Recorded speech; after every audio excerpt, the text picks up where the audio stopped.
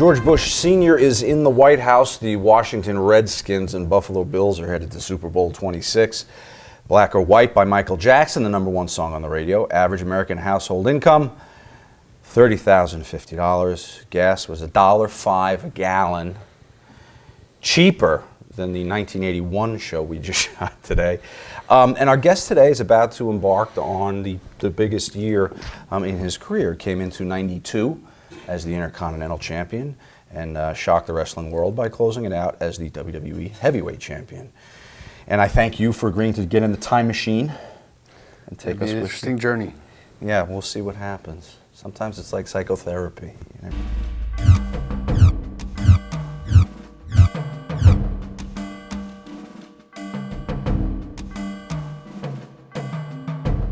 Now, superstar Billy Graham and David Schultz are the most vocal people in this piece.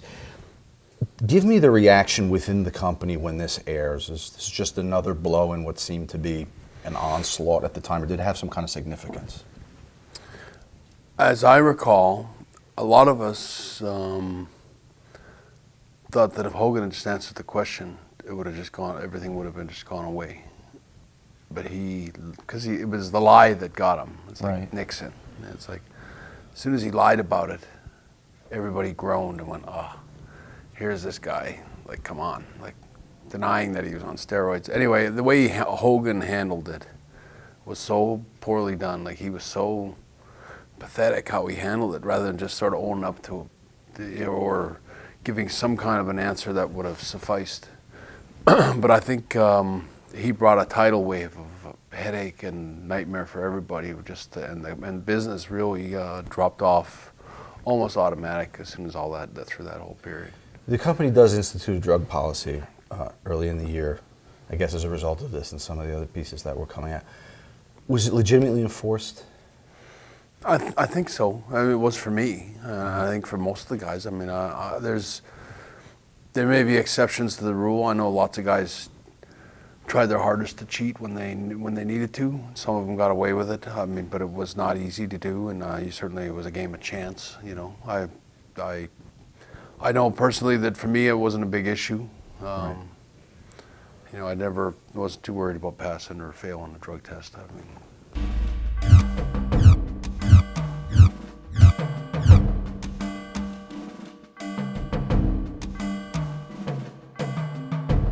This was, for many years, talked about as kind of a dream match.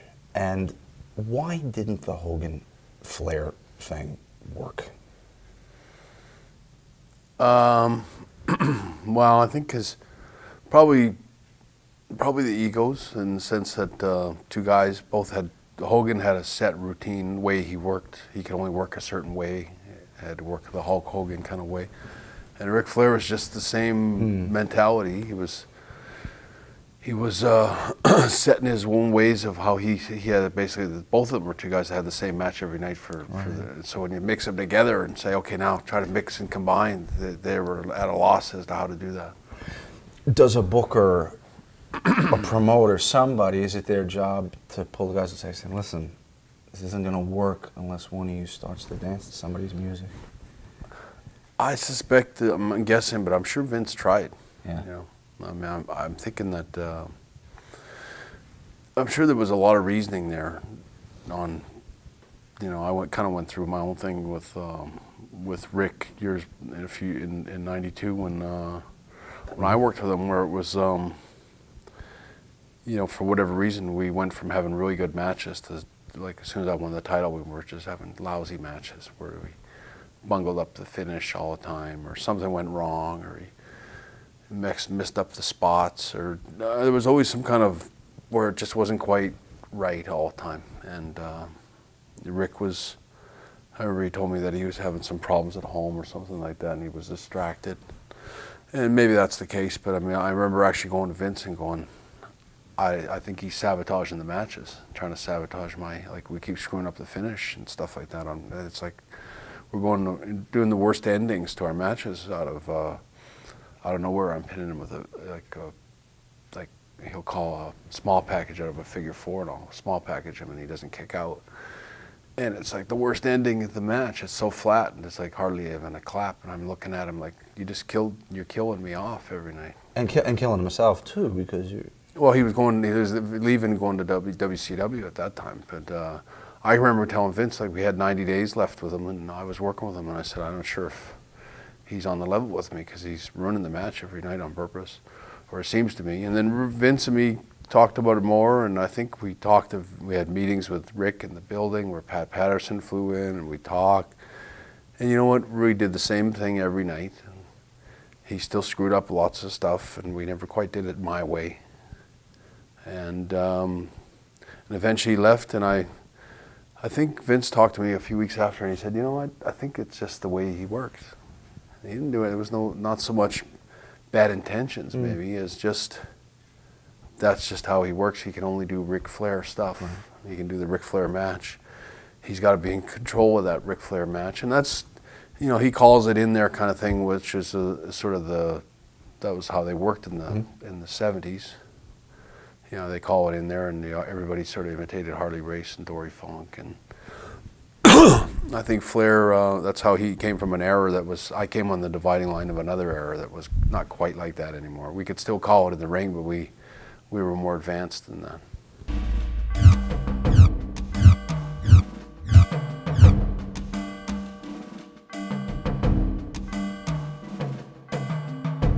Why were they split? Was it just because Shawn was going to be sent off, or I'm rocket guessing on his ass kind of thing? It was probably time. You know, they were together a long time, and I think Shawn was tired of. It's my understanding, whether how true it is a matter of someone else would know better. But so I didn't really hang with Shawn and Marty. I was around them a lot, but I didn't ride with them. And you know, I think Shawn was tired of babysitting Marty, and he wanted some. In kind of much the same way I was with Jim Neidhart. I didn't go out and say it, and I didn't do anything to, you know, make it happen. You know, I kind of stayed loyal to Jim, because I love being around Jim, but at the same time when they hinted at, as they did for quite some time with me, that they were going to give me a singles push, I started to look forward to it in the sense that I didn't have to babysit anyone. On the road. On the road. Okay. And with Jim, a lot of the time, you know, and it's not a knock, but it was like he was kind of a late night prowler. His night didn't start till about 2 in the morning. And it was awful hard to you had to kind of run with him to get him back and make sure he got back to the room and got on the plane the next day. So you had to kind of party with him and hang with him and do a lot of fun stuff and get yourself corrupted and have a great time with Jim the Anvil. But I mean, at the same time, when you're, you know, making mortgage payments and worrying about your kids and worrying about how much of your time you're not home and socking your money away and whatever, it's like you can't let somebody mess it all up for you. And right. I think, not that Jim did, because we got split off without ever sort of planning it. It just, they came to us and split us up. But in Shawn and Marty's case, let me ask you, taking the partying and the babysitting out of the equation, if you had to put some money back then on who would have been the guy to do a singles run, where would your money have gone? You know, I was a big fan of both of them, and I was always a big fan of Marty's, especially both of them were two different kind of workers, but they worked similar. I had a lot of respect for both of them, but I also think that it was clear to me that Shawn was an exceptional athlete. And I think between Shawn and Kurt Hennig, I can't think of two wrestlers that were better athletes than those two guys. And Shawn was a really gifted athlete, and it was time for him. It's said that one's best gimmick or character should have a lot of them, the person in it. Was the Heartbreak Kid with Sherry, and was that kind of the perfect model vehicle for Shawn?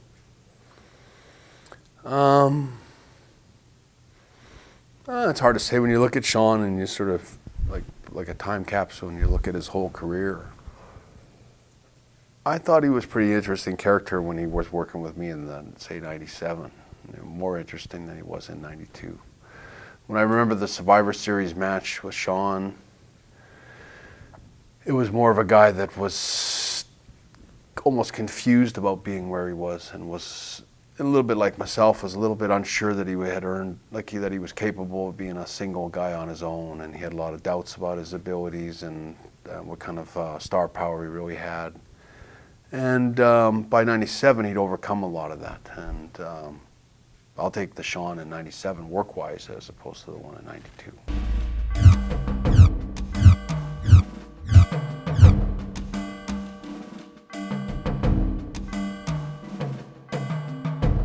Were you okay with the switch, A, and B? Were you okay that it was Jacques? No, I wasn't. I was okay with. It didn't matter to me who won it necessarily. I mean, I didn't have an issue with Jacques or anyone else that I can think of at the time.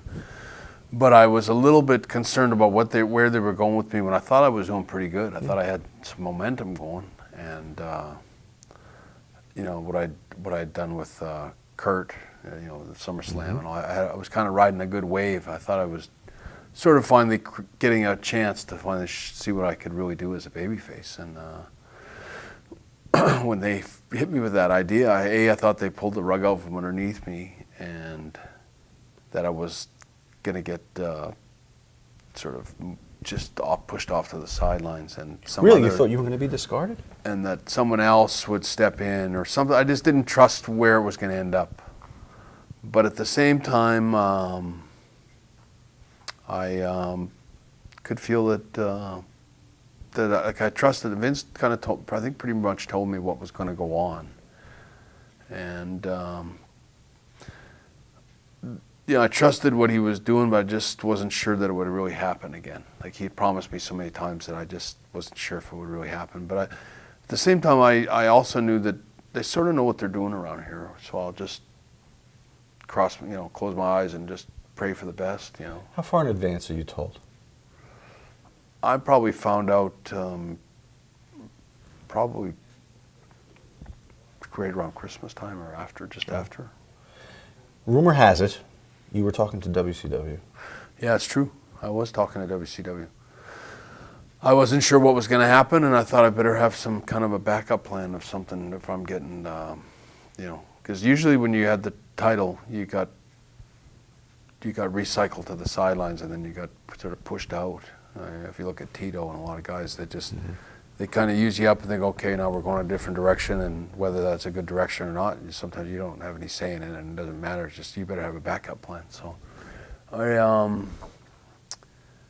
trying to remember how that came about, because I had a couple of dealings with WCW, but I think it was with Pillman, Brian Pillman. It came to me, and he told me that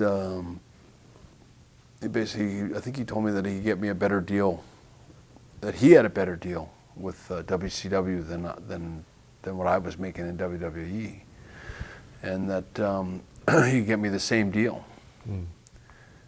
And so I didn't really want to go anywhere, but I had it as a backup plan. And as I recall, it came down to calling them up and getting an idea of what they were going to do with me, or whether they're going to pay me that amount. And when I did, it was Jim Barnett who I called on the phone. And Jim Barnett basically told me that they couldn't pay me because I had talked to I think Ric Flair, and he basically told me they couldn't pay me what I'd been sort of promised or told that they could pay me, and that I was better off staying where I was. Wow. And it was kind of blunt and kind of like, and I always thought, well, maybe he was just trying to, you know, maybe he just didn't have much regard for me. I kind of, and then I always wondered if maybe he was just doing me the biggest favor in the world, you know. But I never, so I kind of took it, and that was it. Right. And I was disappointed in that dealing, that because I only kind of explored it. And I remember when I had talked to somebody there, I think it was Kevin Sullivan I'd called, and he actually answered the phone, I think, at WCW. And he couldn't believe it was me on the phone. And it was like, but anyway, the worst thing about it was, like, after I kind of explored and turned it down, the thought of going down there. I think now that I remember, it might have been because I found out that my contract didn't roll over until September. Like I couldn't actually get out of my contract. I'd have to take a lot of time off. Right. And so your WWE had you tied up till September? Yeah, it had me tied up, and I couldn't. And I think I had to wait, and so I kind of had to, shelve that thought, or dump it. And what bothered me the most was that it was all in the shit sheets and the observers and whatever all the next day. And I remember we actually had a confidentiality thing, and I remember I said, that's it with those guys. They're just not reliable. I should have stuck with that conviction.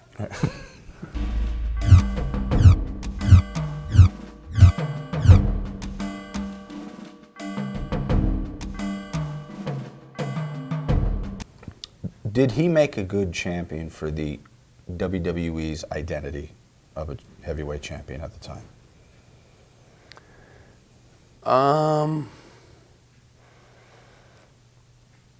It depends on how you look at it, I mean,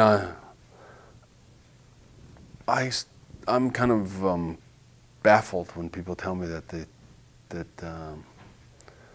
think Ric Flair was the greatest wrestler of all time. Even though I'm a big fan of Ric's, and I know he had a real hard work ethic, I mean, I was not convinced ever that he was the greatest wrestler or as great as people thought he was. Well, let's explore that. Why do people think he's the greatest champion? What are the reasons you hear?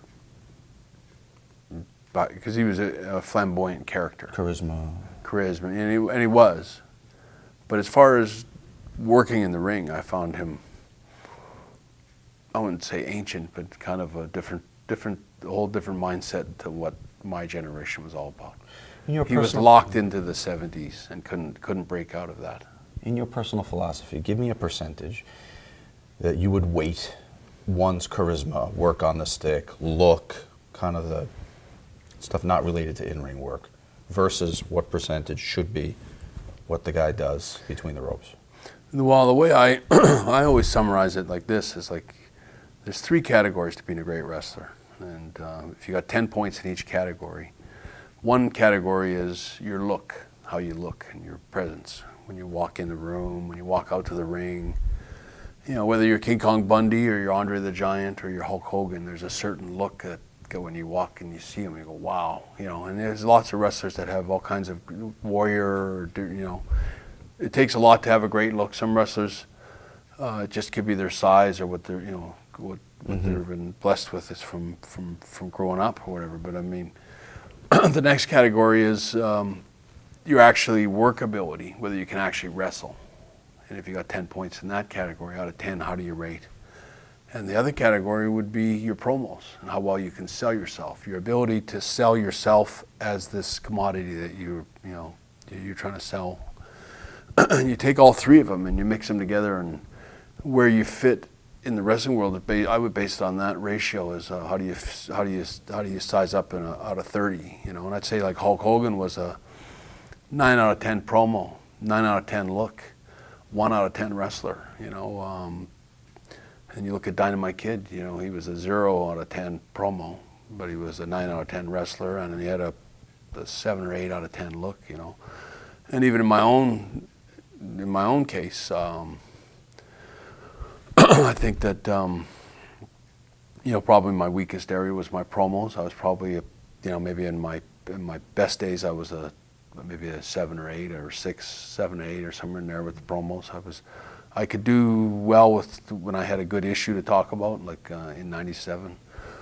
My look, I wasn't 6'4", I wasn't 6'8", I didn't have 25-inch pythons, and I didn't have, I wasn't 8 feet tall. And I'm your basic wrestler. I was 6 feet tall. I was 235 pounds. I was 235 pounds when I started, and I was 235 pounds when I was champion. I would say I was, 7 or 8 out of 10 on my look. I had a decent look, and the pink and the black was kind of cool, and the sunglasses, and it was different than Hogan and anyone else. There wasn't a lot of Bret Harts that came down the pike before I came along. So I was original, and so then it's like how good was my wrestling ability. And I think in that category, I was as close to being a 10 out of 10 as you. I made very few mistakes in the ring. And maybe it also depended a little bit on what decade you worked in as to which of those 3 columns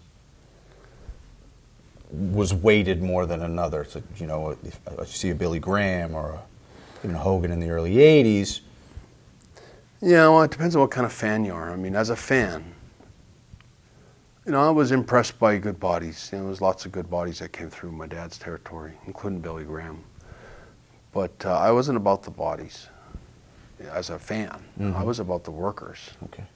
You give me a Harley Race over a Billy Graham any day. Like I wanted my wrestling to be real. I wanted it to look real. I wanted it, and I liked them to be, you know, I liked them to look like athletes and, you know, sell themselves like athletes. And that was always inclined. What worked well with bodybuilding, because they were muscle guys, because they looked like athletes and stuff, and they were impressive guys. And it was, I watched a lot of big guys lift weights and stuff, and was really impressed by them. But I mean, to me, I was always more fascinated with the guys that could do the really intricate moves. I'd rather watch Billy Robinson than Hulk Hogan. Gotcha. How was Flair's and Vince's relationship in this short time?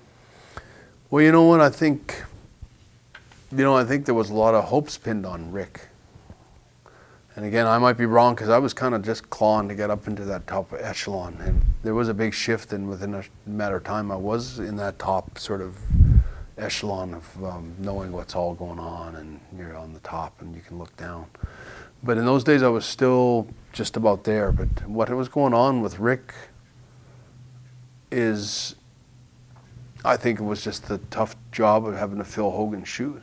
And that scandal rocked everything. I mean, the steroids were a dirty word in the world and everywhere, in the media and everywhere. So it's like wrestlers had been tainted with that Hogan brush and steroids, and how none of us were athletes, and we were all blah, blah, blah, blah, blah. And it really affected everything, and business really tapered off. And Rick got thrown the football, and no one can ever take away from Rick that he didn't work hard. He worked hard every night. He would give you everything. He'd give you his heart and soul out there, and he'd come back drenched in sweat. And, you know, but I think the matches were lacking. They were, you know, for a lot of us wrestlers and fans included, I think it was like, it's the same old show. We've seen all this stuff before. But not aware of any strain between Vince and Rick? No, but I do remember later on, skipping ahead to I think it was probably right not long after SummerSlam. It was a TV taping, and we did a Saturday Night Main Event, I think, in Hershey, Pennsylvania. And I do remember, because it was a Saturday Night Main Event, that there was quite a lot of you know, counseling with Vince and closed door sessions with Vince and Randy and Rick working out their match and getting it all set. And anyway, I just remember whatever. I think I was on the same Main Event. I might have worked with Papa Shango or somebody, but I worked with somebody, and I just remember when Rick and Randy went out, when they came back through the curtain after the match, Vince went ballistic on both of them and told them that they had to go right back out and do the whole entire match over again the way he told them to do it, and that he was furious. And they both walked right out. They started the match over again, and they had the whole intros again, and they did the whole match over again.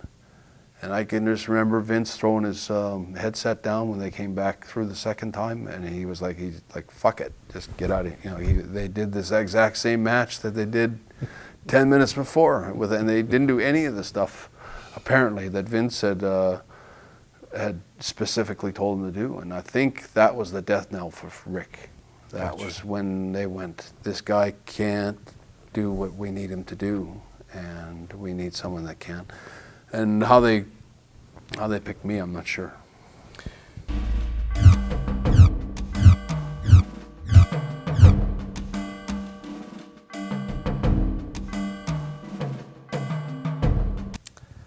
Did it bother you to hear the head of your company say that? No, it didn't. I trusted. I think by that time I was a loyal sort of soldier, and I kind of respected a lot of Vince's decisions, even though maybe the Bret Hart from say 1984 when I questioned a lot of that, but by by 1992, I'd been there long enough. It's been 8 years of watching Vince make so many brilliant sort of decisions that you, after a while, it's like kind of like, for lack of a better example, it's like being a German soldier with Hitler. Like you see him win so many, he looks so smart and like a genius in the beginning there. It's like, it's hard not to follow in line and go, hey, I'm going to follow this guy to, you know, you'd be sorry later. But did you talk to your dad about it? No, well, maybe. I don't think my dad had a problem with it either. I really don't know that anybody did. I don't know of any wrestlers making a big issue of it. I think it was kind of questionable, like, you know, wow, I wouldn't have thought that would happen. But as far as being concerned about it, I wasn't concerned about it.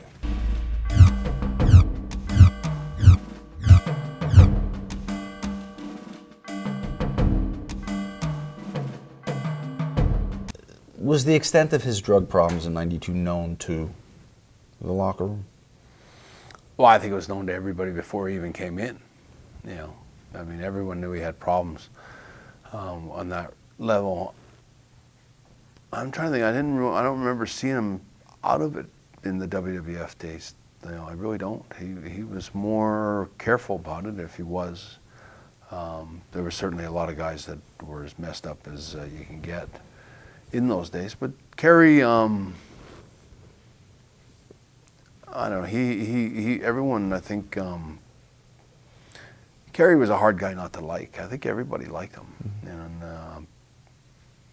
you know, I think there was just a sort of a, you know, a sympathy for everybody had for him for just what he'd gone through, and you know, this, I guess, you know, those that were around him might have seen him pilled up and stuff like that, but I don't recall seeing him pilled up, and I recall most of the time Kerry being a really loving, kind of giving kind of guy. You know, he was probably one of the sweetest, kindest hearted wrestlers that you'll ever know. He was, when I think of Kerry Von Erich, there's a guy that would get on his hands and knees and sit with some little kid that had cancer for 2 hours and talk to him about his, you know, he was a really a good guy. Mm-hmm.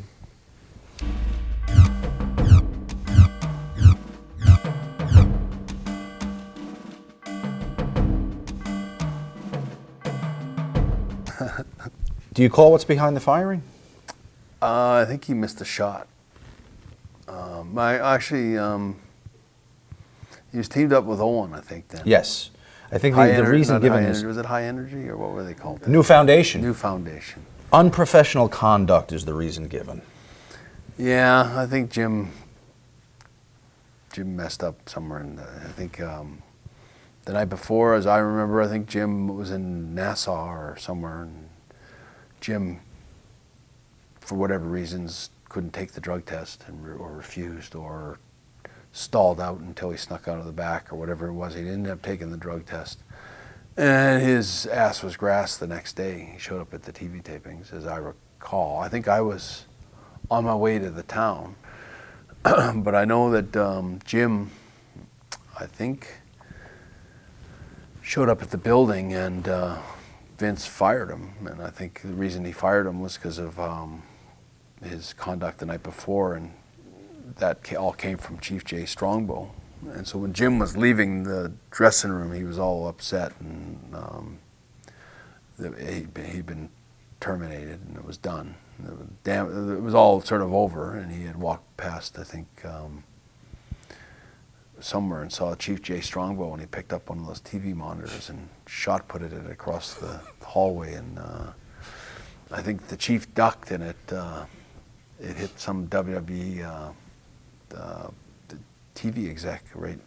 I think it broke his ankle or broke his foot, or I think it was he broke his foot, broke it, and but anyway, that was Jim's final goodbye, which is why when you see Wrestling with Shadows, and Jim says, I don't know if it's in the video, but maybe it was in my book, but at the very end of that, after I knocked Vince out and all that stuff, and I remember Jim said something, and everyone was real quiet, and Jim goes, well, at least I didn't break any monitors. At least I didn't throw any monitors, and everyone burst out laughing in the dressing room. But yeah, that's how Jim exited. When Owen is freed from Jim, is there discussion of putting you with him? No. No, it wasn't anything. I was finally getting the real push. Right. And even if it made some sense, which it didn't, it wasn't the right thing for me to do at that time. Right. I certainly wasn't going to go back into tags. It was just the kind of thing that would just ruin my life. You know, it was not time for me to do that. There was another time for that to happen, maybe.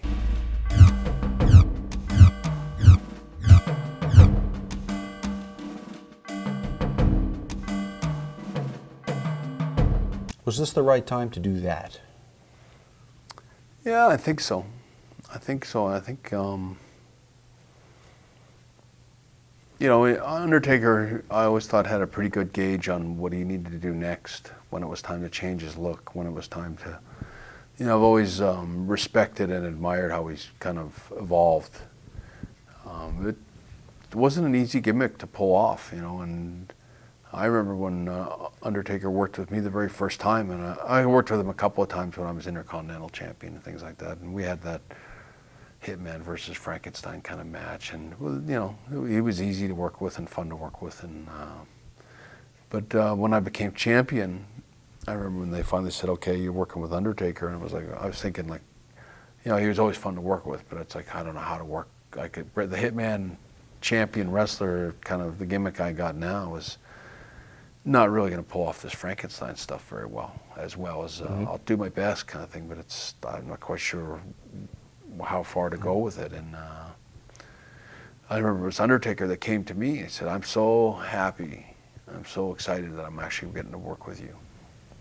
And I was kind of surprised that he was so excited about working with me. He goes, I can finally show everybody that I can work, that I can really wrestle, you know, I can actually do stuff, and you can, and I think the great matches that I had with Undertaker were more of a, I think he had more to do with them than I did, in the sense that he knew how to make me bring out the wrestling, which is what he really wanted to do.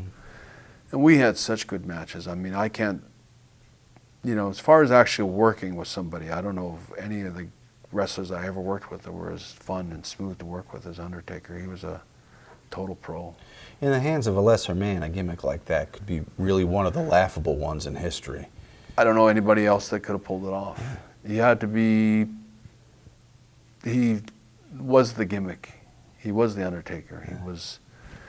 There's always a bit of the real character and the real wrestler. And in Undertaker's case, I know he wasn't Frankenstein, he wasn't a goth, or, you know, he wasn't into a lot of that stuff that he, you know, but he, I know, right, must have been right from the first day that Vince brought him in and they talked about it, and sort of the foreseeing where he was going to go with it and what he had in mind. I applaud Undertaker. He did a great job of masterminding that gimmick. He did a great job.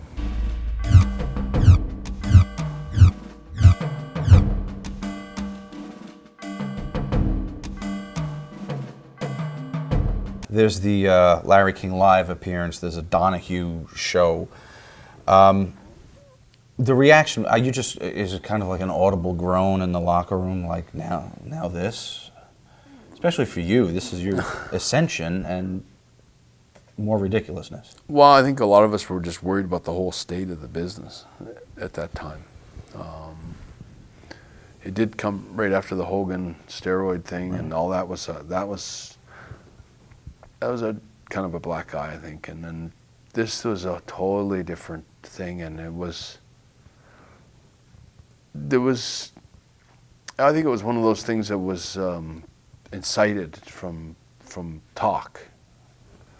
You know, like it came from the initial, I mean, there was wrongdoing with Terry Garvin and Mal Phillips and maybe some of these other guys. I don't know what happened. It's like it came down to, it was like, what do you know? It's like, well, I don't know anything. What goes on behind some door? I got no idea what they're doing in there. You know, or, you know, if they're, you know, fraternizing with them in the bar and stuff. I don't know what they're doing. So you hadn't seen anything that would be categorized as misconduct? And nobody did, I don't think. You know, very few guys. I think that's why well, I'm sure there was a settlement in that case, but in a lot of cases, like where the FBI was trying to, you know, put their claws into Vince and really, send him to jail for a long time. And I remember there was a big concern about it. But in the end, it was just a lot of talk, because wrestlers were saying that Vince was selling steroids, when Vince clearly never ever sold steroids and was never doing anything like that, never needed to, never happened. But the wrestlers had conjured up a lot of this talk, and all this talk was out there. So there was a lot of stuff that was being verified by wrestlers with no real evidence. Just because they'd heard it. Yeah, and then same with the ring crew. I think Honky Tonk, as an example, was talking about a lot of the abuse that was going on to these young ring boys. And you know what? I don't know what Honky Tonk saw, and I don't doubt that there was some shenanigans going on there that should have been, some kind of oversight anyway. But as for what I ever saw, and for any wrestlers that I know that I've ever talked with, there was nobody saw anything, because nobody went to those rooms with those guys, and nobody did anything. It was like they were on their own.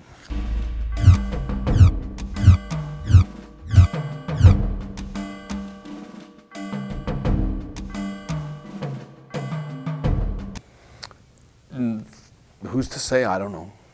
But at the same time, it's like Vince, he's a pretty smart guy. So I don't think he wouldn't jeopardize his life that way, where it's like he's got way too much on the line to make such a, when he's got billions of dollars or millions of dollars, and he can buy whatever he wants and do whatever he wants whenever he wants. And so I just have a lot of trouble buying that story. And then you look, if you ever knew her or saw her, you be the judge. But I don't buy it. I'm sorry.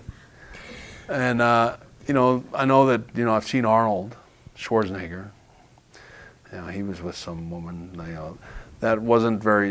She was a 2 out of 10. And you go, oh, Arnold could get better than that. You'd think. But he sure missed the boat on that one. And and you look a lot of these, like Tiger Woods is another one.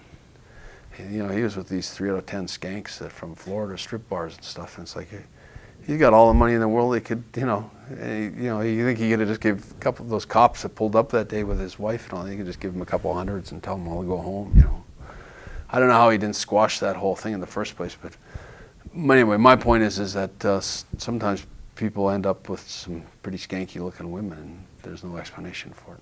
Yes, so I've heard. Is Vince wearing any of this strain? Is he selling any of this with you guys? I never saw him ever fret at all. Like, I always thought he was really strong and composed and was taking this thing head on. But he was also very prepared for the worst, and that's where I got. And I don't know if I got a lot of that from him, but I got a lot of it from other people in the office, that in case Vince got sent to jail, and there was a big bring up Jerry Jarrett. There was a backup plan to Vince would do the booking from jail, as I remember, and it was anyway. There's a lot of talk like that kind of thing. But as far as seeing Vince, he was always rock steady. I mean, I don't remember him ever being in any kind of he seemed very determined to prove himself, and he did.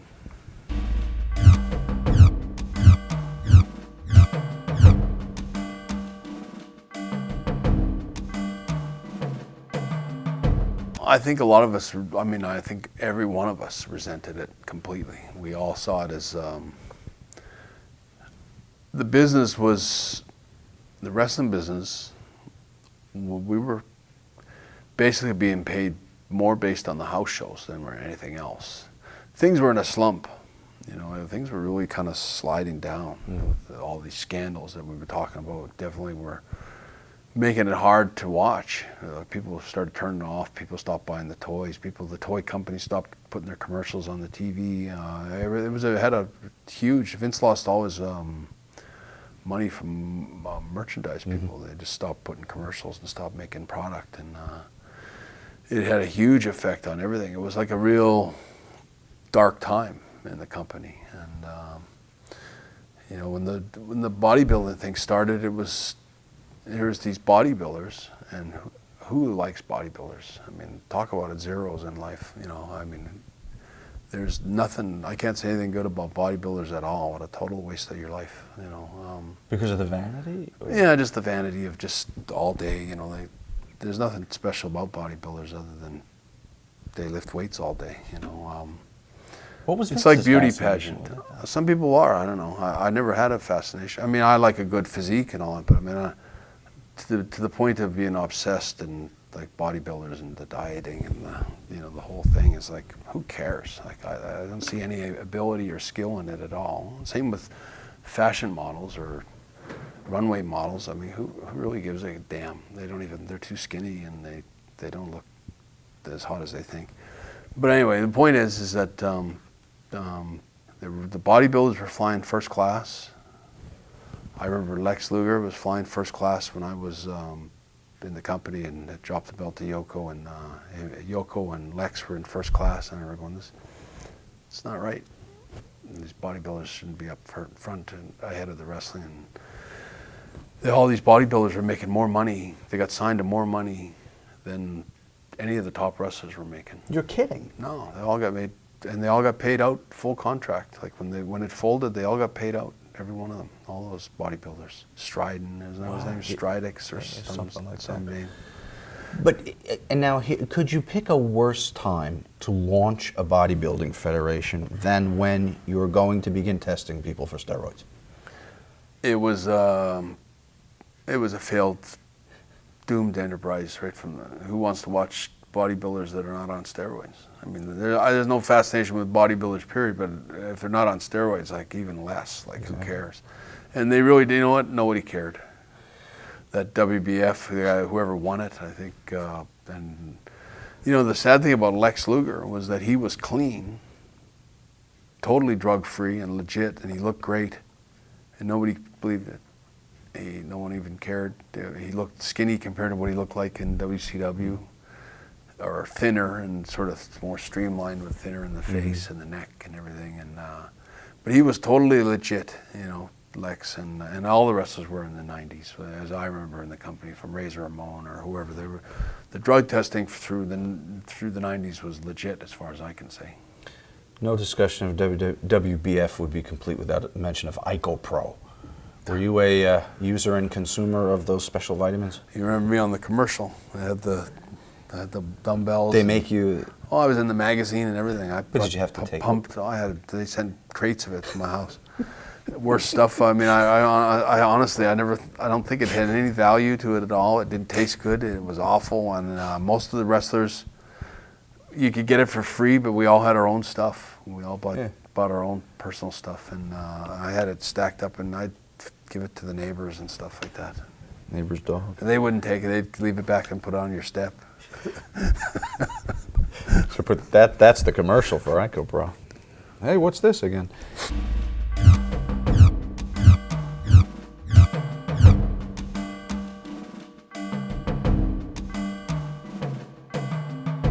Did it mean anything for him to put you over? I think so. It was a big a sign of respect that he reached down and kind of pulled me up and did me a favor that day. He could have, he wouldn't have done that, I don't think, for very many guys, but he wanted to, I think he thought maybe that this was a good time for him to sort of, in his own way, kind of pass a torch back to somebody, and he kind of picked me. I think it was a big honor for me to know. And I was never quite sure what was going to happen at WrestleMania.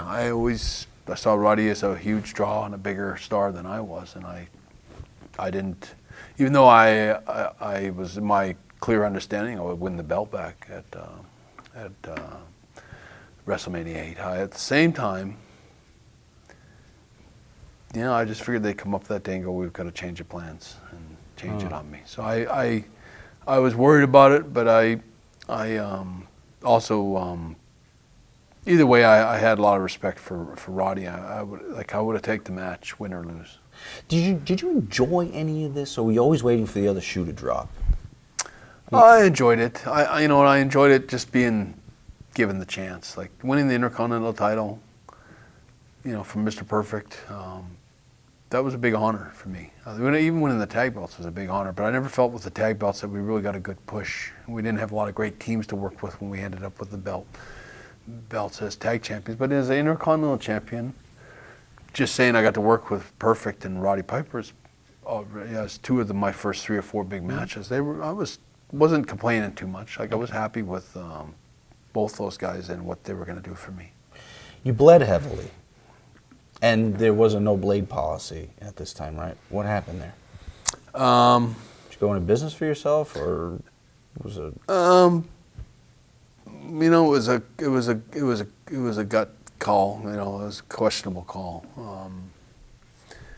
You know, it's funny, but I remember being in Moncton, New Brunswick, or I think it was Moncton. Yeah, it was Moncton, New Brunswick, with Roddy Piper. We didn't see each other very often. He happened to be on the road where I was, and we hadn't seen each other for a couple of weeks. And he said, like, it was like I knew we were going to be there, and it's like, okay, we're going to finally talk about what we're going to do in this match. And I didn't really have a plan in my head, but I had a lot of ideas in my head about what I didn't want to do. I didn't want to do this, this, and this, and I didn't want to, and so I didn't really know what I wanted to do. And I remember sitting down, like Roddy was a really good friend of mine, kind of a mentor and sort of a guy I really looked up to. But I'd worked with a lot of guys I looked up to, and when you sat down with them, being a younger guy and working with somebody you have a lot of respect for, sometimes doesn't play out the way you want it to because you have too much respect for them, and you end up where you're not true to yourself. Mm-hmm. And I was similar before I sat down with Roddy. I thought, oh, I hope this doesn't prove to be like where we suddenly don't see eye to eye on any of what we're going to do. And so we sat down in a really nice little restaurant, and he goes, this is what I was thinking. And he laid out the whole match for me, or what we saw as the match. And I remember it was like, as he talked, it was like, this is exactly what I want to do as the match. We were on the exact same page, and we both had very few, and it was in that conversation, I think, that Roddy said, you know, what would really make this match is if you got a little color in it. And there was just a thought that we would try it, maybe think about it, and I would, the big question wasn't whether I could do it, it was a question of whether I could get away with it. And if you know the facts about that whole day is that Flair and Macho Man went out, I guess, right after us, mm-hmm. and they were planning on doing the same thing. Well, they got fined. I mean, I never got fined. I was going to ask you about that. Because I was more professional. You know, you don't see me. Ric Flair, you see this stuff, like all, you know, it's like, there's no art to that. You know, it's like just everybody knows, hey, there's a guy, wrestler, cutting his forehead again, you know. Why is he cutting himself, Dad? Like, I don't know. Like, where in my case, I don't think you see me cut myself ever. But does Vince pull you aside and say, you know, you weren't supposed to do that? No, he didn't know. Nobody knew. And they asked me. They asked me if me and Roddy. Oh, so you passed it off as hard way? We passed off as hard way. And when I came back to the dressing room, me and Roddy had a bit of a pull apart where the wrestlers, Chief Jay Strongbow kind of, we didn't have a pull apart, but Roddy kind of made out like he was going to go for me. And I think they kind of like, hey, let it go. And he kind of stormed off the other way. But we played up that he was, you know, that there was a bit of heat between us. And they pulled Roddy aside and asked him if he had anything to do with it, and he denied it. And when they pulled me aside, I denied it. And they weren't 100% sure. I think that's really what it is they couldn't 100% for sure. And there's a lot of people that say, well, that's where he's doing it, because and it's like, when I watch, I go, that's not what I'm doing it. I'm not cutting myself there. I'm just looking like I'm cutting myself there, because I knew that I was going to be putting my hands up in my head a lot, so I could put my hands up in my head a lot earlier in the match where people didn't know and there was no blood, and then suddenly there is blood. So, but anyway, it was done well enough that nobody really knew.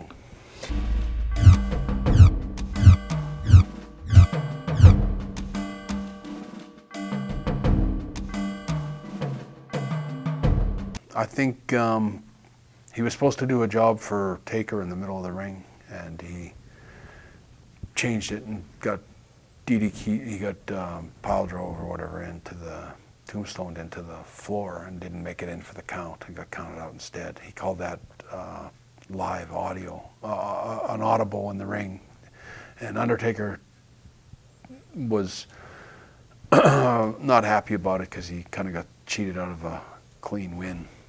Also, it's my understanding, and maybe that's why, my understanding was that I was set to work with Jake the Snake at the SummerSlam, 92, before they had the card made up or where it was or anything. And when Jake left, I remember it's like, I think it was Pat Patterson told me, you know, too bad that he got, you know, fired or left or both or whatever it was. He wasn't with the company anymore. And it's like, because he was working with me with SummerSlam, he was going to put you over at SummerSlam, and it never happened. So it's like that would have been the first and only time I ever worked with Jake the Snake, which is it is a shame that we didn't get to work.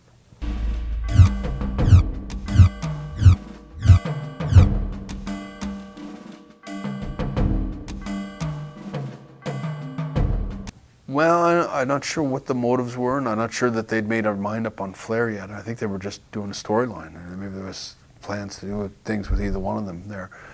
What it really was is, in my opinion, was they were looking for somebody to pull the sword out of the stone. That things had never been, the Hogan had rocked everything for 5 years or so, I don't know how long, from 84 to 91. He had topped everything that anyone could imagine in wrestling. He was the biggest icon in the business, and when he left, it's like if he wasn't on the card, nobody wanted to come, kind of thing. And the other wrestlers, we worked hard and slowly sort of built an audience back that wasn't based on Hulk Hogan through that period. But it was really hard to fill the shoes of Hulk Hogan, like with the next star. I mean, Warrior tried. I can't say he didn't do a good job. I thought he did as good a job as that person, the next person, could do. I thought he drew well enough, and he was over strong enough, and he looked the part. And then when Macho Man was much more loved by the boys in the dressing room. Everyone liked Randy and appreciated Randy's work ethic and just how much of a pro Randy was.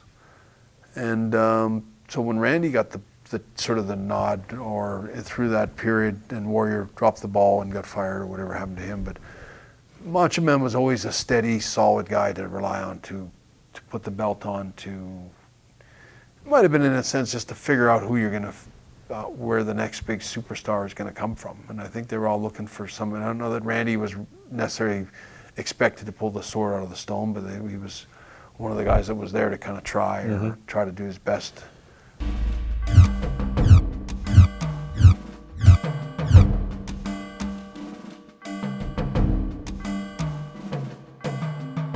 He's going to do Mr. Nanny. He's going off to film that. Was there no expectation that he would come back? Or was this just an angle? No, I think I saw it. I did him a big drawing. I made a big drawing of all the wrestlers, like a collage, a cartoon of all the wrestlers, and had everybody sign it. The dressing room was huge. It was a big, giant picture that took me hours to work on it. And I gave it to him because I thought he was done. He was going to go to Hollywood and be Arnold Schwarzenegger #2. Why wasn't Flair and Hogan the main event of WrestleMania? I don't know the answer to that. Maybe because they didn't have an ending that was suitable. I don't know. I'm not sure. What was the ending? Sid and somebody? Sid and Hogan. But should that not have been especially with Hogan going off finally now? They might have already played Flair. I know that if you work a lot, they may have played that card through the winter enough that they didn't feel it had the drawing power at WrestleMania. But I don't know. Vince is funny that way.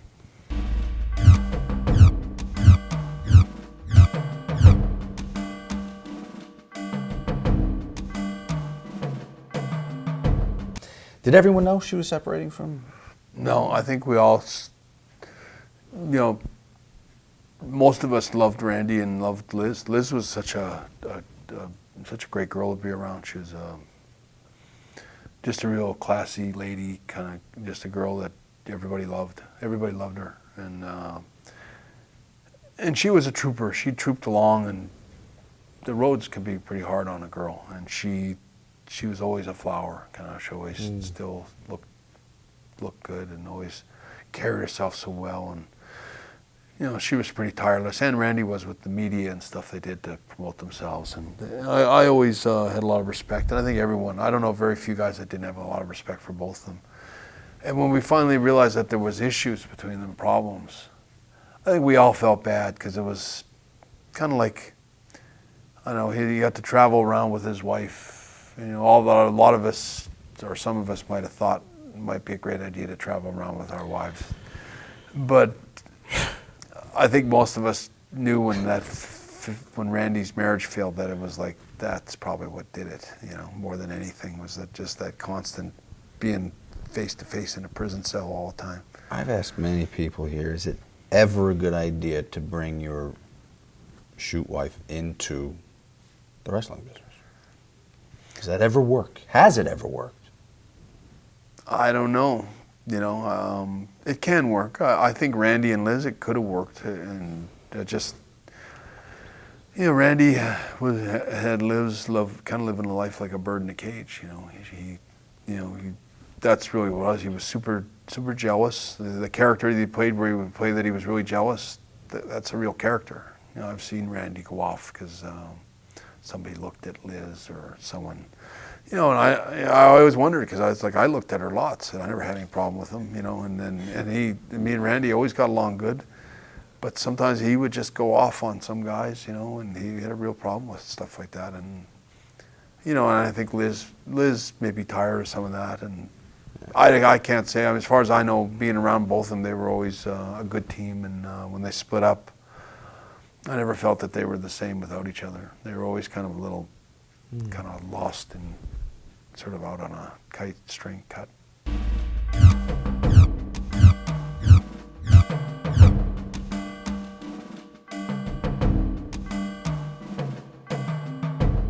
Supposedly Harvey Whippleman's urine in a Visine bottle squirted into the thing. Harvey's was probably clean. We can agree to that. It's all a possibility, but I really don't remember it at the time. If it was, there was a lot of that kind of stuff, if you weren't privy to it, you didn't know what happened. You just suddenly just weren't there anymore in the dressing room. Sid Vicious in general, his love for softball and wrestling sometimes would come into play. Was he a guy that took the business seriously?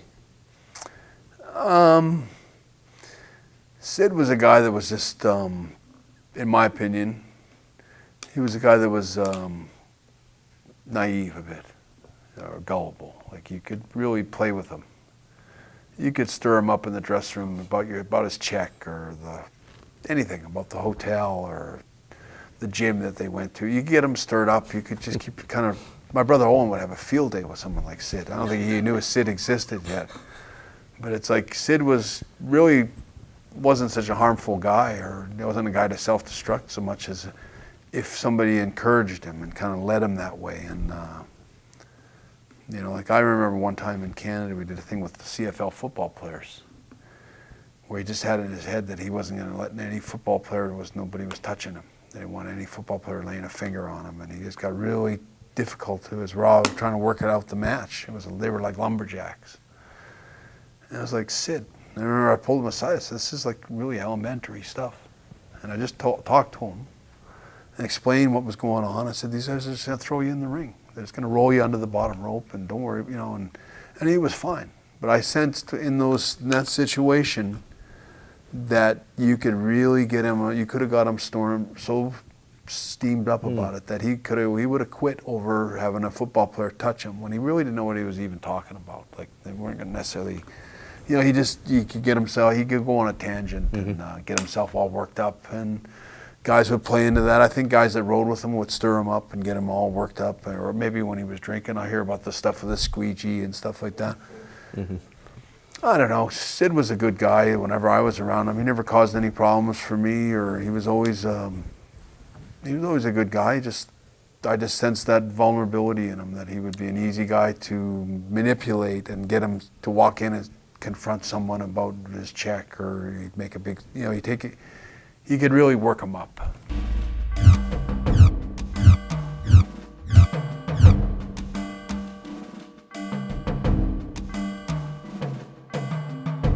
How did Owen feel about being put with Coco? And how about those outfits? I think Owen was maybe stunned, and I think he felt for sure that he was being ribbed. They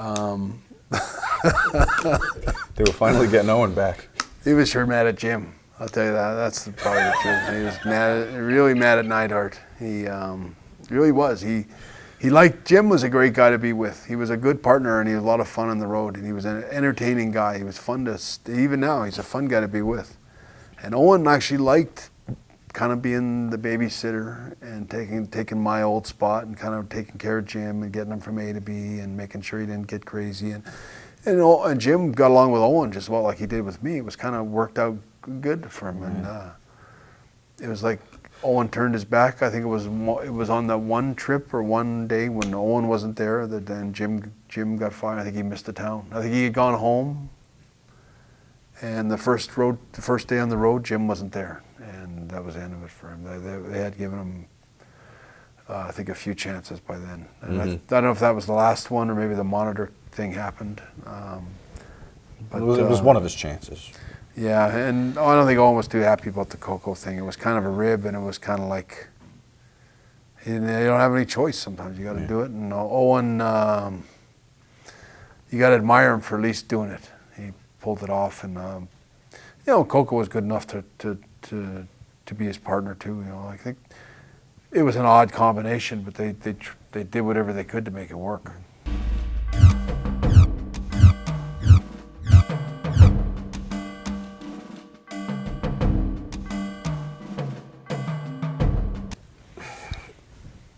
In that line of suspension of disbelief, we talked about the Undertaker thing before, and in someone else's hands, the sitting up, the zombie thing, could have been ridiculous. Was this ridiculous? It was maybe the worst. It's right up there with the gobbledygook as maybe like the second worst idea they ever did. I remember watching it and going, "Oh, that's awful. That's everything that pro wrestling should never try to be. That's fake." It was awful. I think Vince knew when he did it after it was done that it was like it was like breaking kayfabe. It was awful. It was one of the dumbest things they ever did, and it took a long time to move. Only Bret Hart could clean up that mess. Now Charles, who's like a fun, loving, good-natured guy, an odd guy to pick to play a mute zombie. No, not really. I thought he had a great look. If anything, I liked Papa Shango and the look and the gimmick and the name. I wish they had kept it. I don't think they should have built him stronger. They should have kept building him the way they were. He was actually I thought he was a good worker. Well, good worker, but Charles has a great magnetic personality. Maybe they weren't taking it. Maybe they could have had. Well, they could have got maybe a mouthpiece for him if that's the case. But he was that kind of a freaky monster that he could have easily had a mouthpiece. That's kind of where they fit best, is with a guy like Papa Shango. I think Pat Patterson hated the gimmick, hated Papa Shango's work, and maybe wasn't a big fan of him either. And kind of shut that idea down when it was still kind of getting the wheels up and running still. And that thing with Warrior was almost killed him off. Like it left a bad taste. It made everyone groan and turn wrestling off. Like it was awful.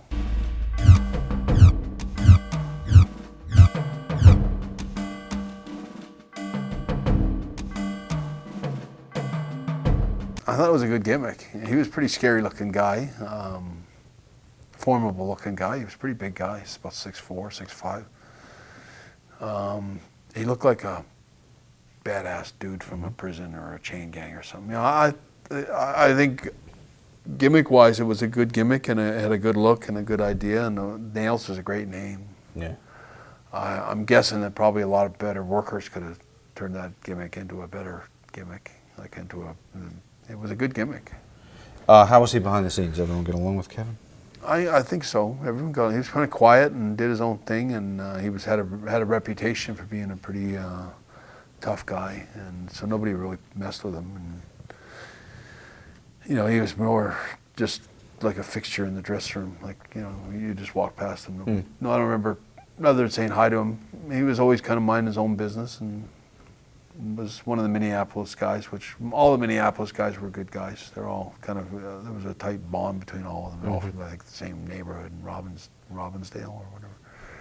So he was in with all the Minneapolis guys, and from what I could tell, he got on pretty well with everybody, but nobody messed with him. He definitely had a strong reputation for being a guy not to mess with him. That'll come up in a little bit, as you know.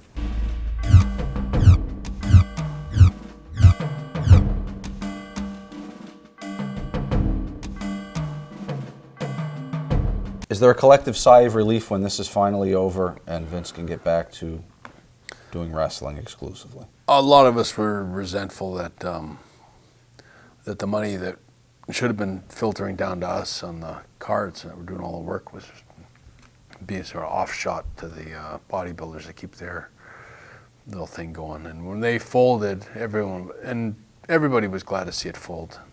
I think we were sorry that Vince lost so much money and wished that he'd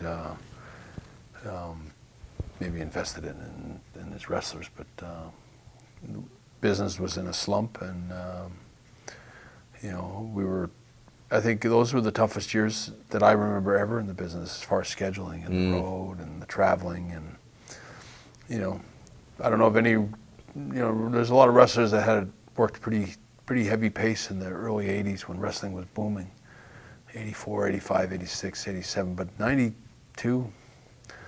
That time period specifically you're talking about was really tough.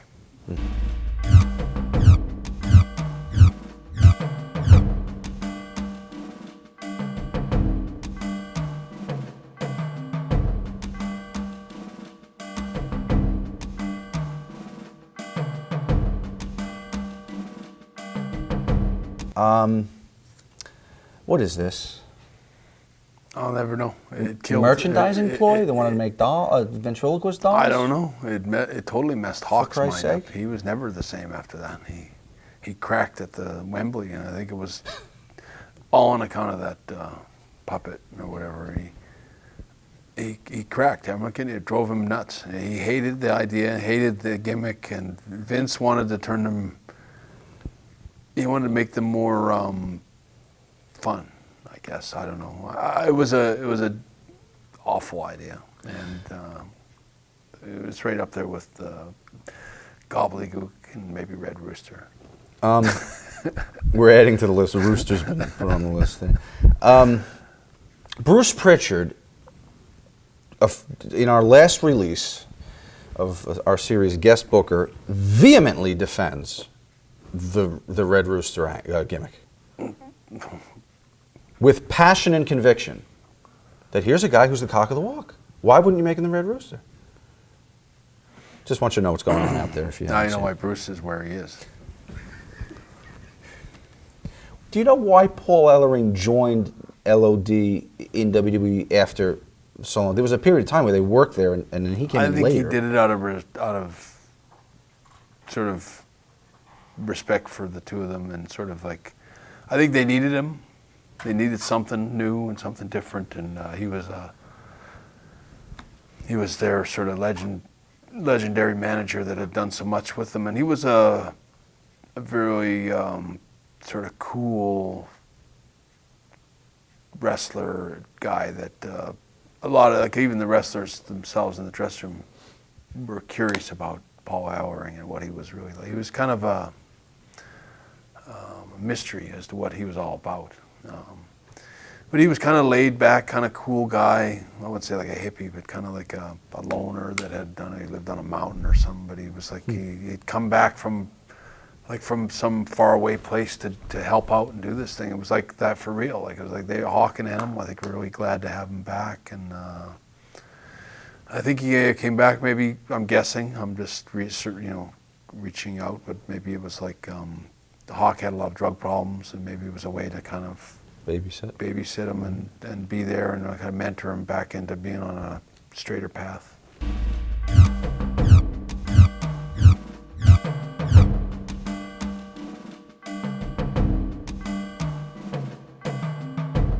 Is Bob relevant in '92?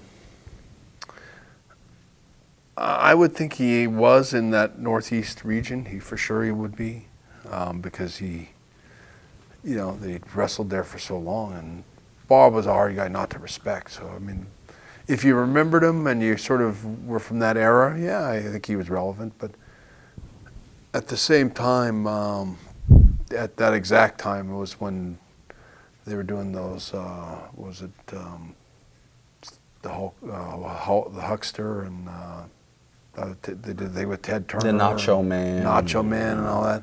And they were going with WCW, had all the old guys, and we were the new generation. I think that's what they called us, even on TV. We're doing new generation, the new. And then it's like, it was hard to in a way, you had Flair, who was in his mid-40s then, and say Bob Backlund coming back. I think they worked the Rumble in '92, or '93, maybe it was when they worked. Yeah. But they were definitely had star power. I remember I was kind of impressed watching Flair tie up with Backlund in the Rumble. Like, I was just watching in the back, but it was cool for me to see the two of them who I'd watched all my life, or heard about all my life. And here they were locked up, and I don't know what they did in the Battle Royal or when they got dumped out and stuff like that. But it was just kind of cool to see them touch, you know, to actually work, and that meant something.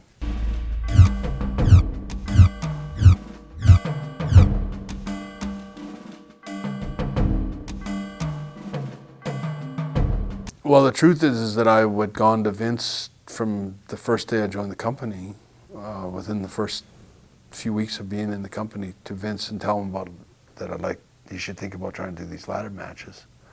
Then I told him the concept, and they never had any interest. And I'd come about a year later, I'd say, you know, there's something they should really think about, is these ladder matches. They'd be really great. And I explained the whole thing, the concept, to them again, and they'd always. And then I got where it's like, you know, I would go to Vince and I'd say, I got this idea, but I don't. You got to promise me you won't do it with anyone else but me. And he said, what is it? And it's this ladder match. And I tell him the whole idea again. And that'd been going on for, I don't know, what's that, 8 years or so? Yeah. And the way it all happened was that Duggan and Perfect were doing the commentary in those days, and they both pulled me aside and said, we got the news today that SummerSlam's going to be it's going to either be in Wembley Stadium or it's going to be in Washington, D.C. at the Cap Center. And so when I won the belt from Piper, I had been told that it was in all likelihood that I would probably drop the belt at SummerSlam to somebody. It wasn't said for sure who. And so I thought, okay, so I'm dropping the belt at SummerSlam.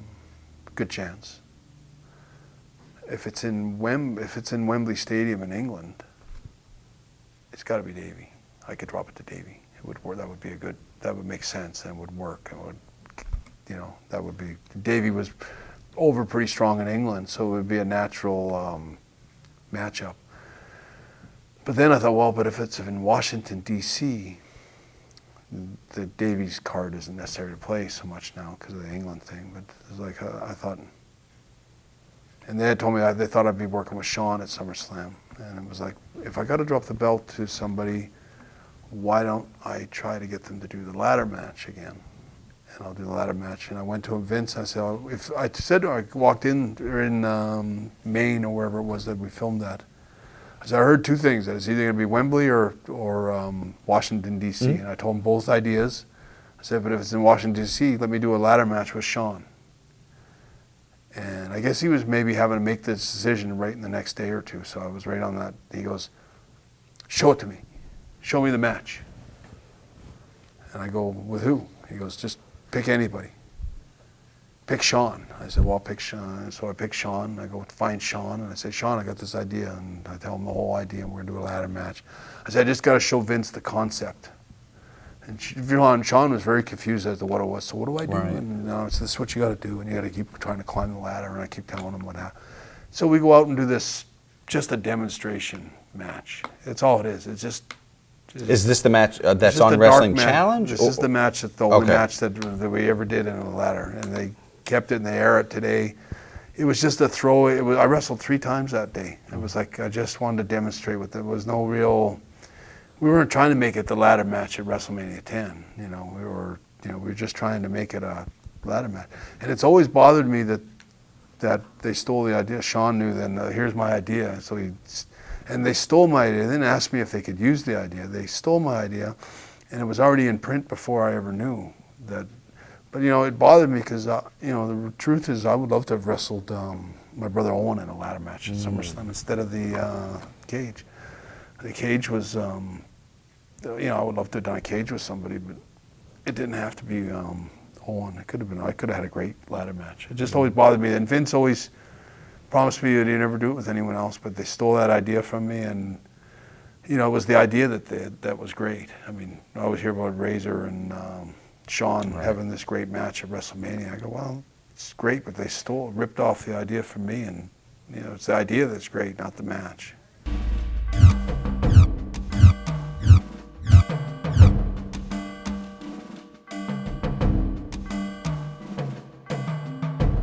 Well, Scott was a good pal of Kurt's. Perfect. He was. They've been down the road together in different places. I think in AWA, and Razor had kind of bounced around. I don't think I never got the impression when Razor started that he was like a real pro yet. Like he was still pretty green. And mind you, he you know, he did really well when he first came in. I just I wasn't sure what kind of guy he was when I first met him, but he was, you know, like I say, he was one of the Minneapolis guys. I'm not sure if he was living in Minneapolis or whatnot, but he was always a good guy. You know, he was always in those days he was really you know, pretty focused and fun to be around. I think the business can be fun when you first get into it, and he just got into it, and he got a kind of a lucky break, and they were giving him a pretty good push, and you know, I think the gimmick, as I remember, they were trying to come up with a name for him, and he had gone into Vince's office and to try to sell himself on getting a job, and he did an imitation of, I think Kurt was in there with him. Kurt took him in, and he did an imitation of Al Pacino or whatever, doing the Scarface, yeah. And Vince loved it, and he got a job out of it. And I remember even that night after he was hired, and they were going to do the gimmick with him, going to give him a big push, and it was like it all happened pretty quick for him. But I do remember Kurt going, "We got to come up with a name," and it's like I think it was Kurt that came up with the name, Razor Ramon. Oh, yeah. Okay. Maybe I'm wrong. Maybe it was Scott, but I know it was all happened in a couple of minutes in the dressing room, where it's like, okay, this is his name, and this is his gimmick, and you know, the little bit with the hair all came in the few weeks that it took they were started to prepare him for that. But Scott did a lot of that on his own. You know, he created that gimmick, and it wasn't easy to do. I don't think you know, to play the same reason I didn't want to play a cowboy Bret Hart. They wanted me to be Vince back in the 80s. They'd given me my first break was going to be as Cowboy Bret Hart. And I remember thinking about it, and at first I was all gung-ho about it. I thought, we're finally going to do something with me. And then by the end of the night, I realized, like, I don't want to be a cowboy. It's awful hard. You know, I'm not a real cowboy. I'm going to be on TV everywhere, and people are going to go, "Can you ride a horse?" It's like, I'm kind of scared of horses, you know. It's like, what kind of cowboy would I really be? Like, and I finally just, I knew I didn't think I could carry it off in the long of it. Like, I wasn't a rodeo guy, or I wasn't a real cowboy. And I knocked on the George Scott's door and told him, I said, I can't do it. And it's the same thing with Scott Hall. He's not a Cuban drug dealer. He's not a Cuban drug dealer, but he took it and made it work. And, you know, that's how I remember him. I always remember him as Razor Ramon. The WCW days are all lost to me as far as being worth remembering.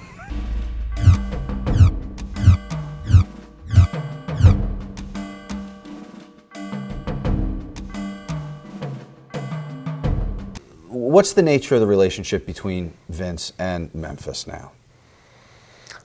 I don't know. I think it's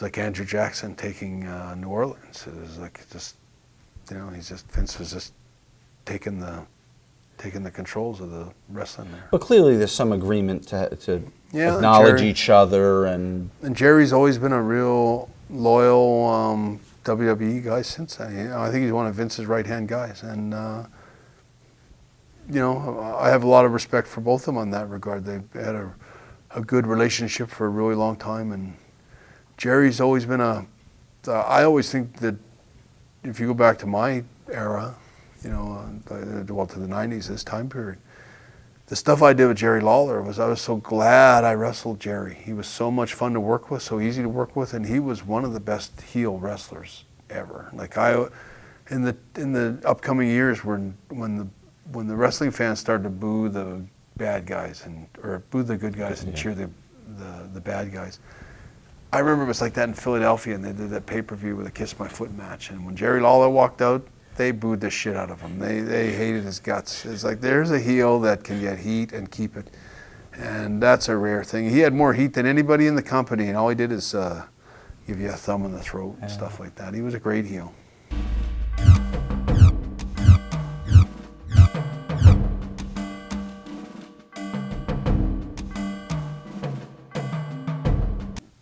It's a pretty screwed up time for Davey. He's got serious drug problems that nobody knows about, I guess, maybe Davey. All I know is that Davey gets injured, or supposedly injured. I never bought that he was injured. He supposedly got injured with a staph infection and went home, probably about the first week of July, and it was off the whole summer. He was just gone.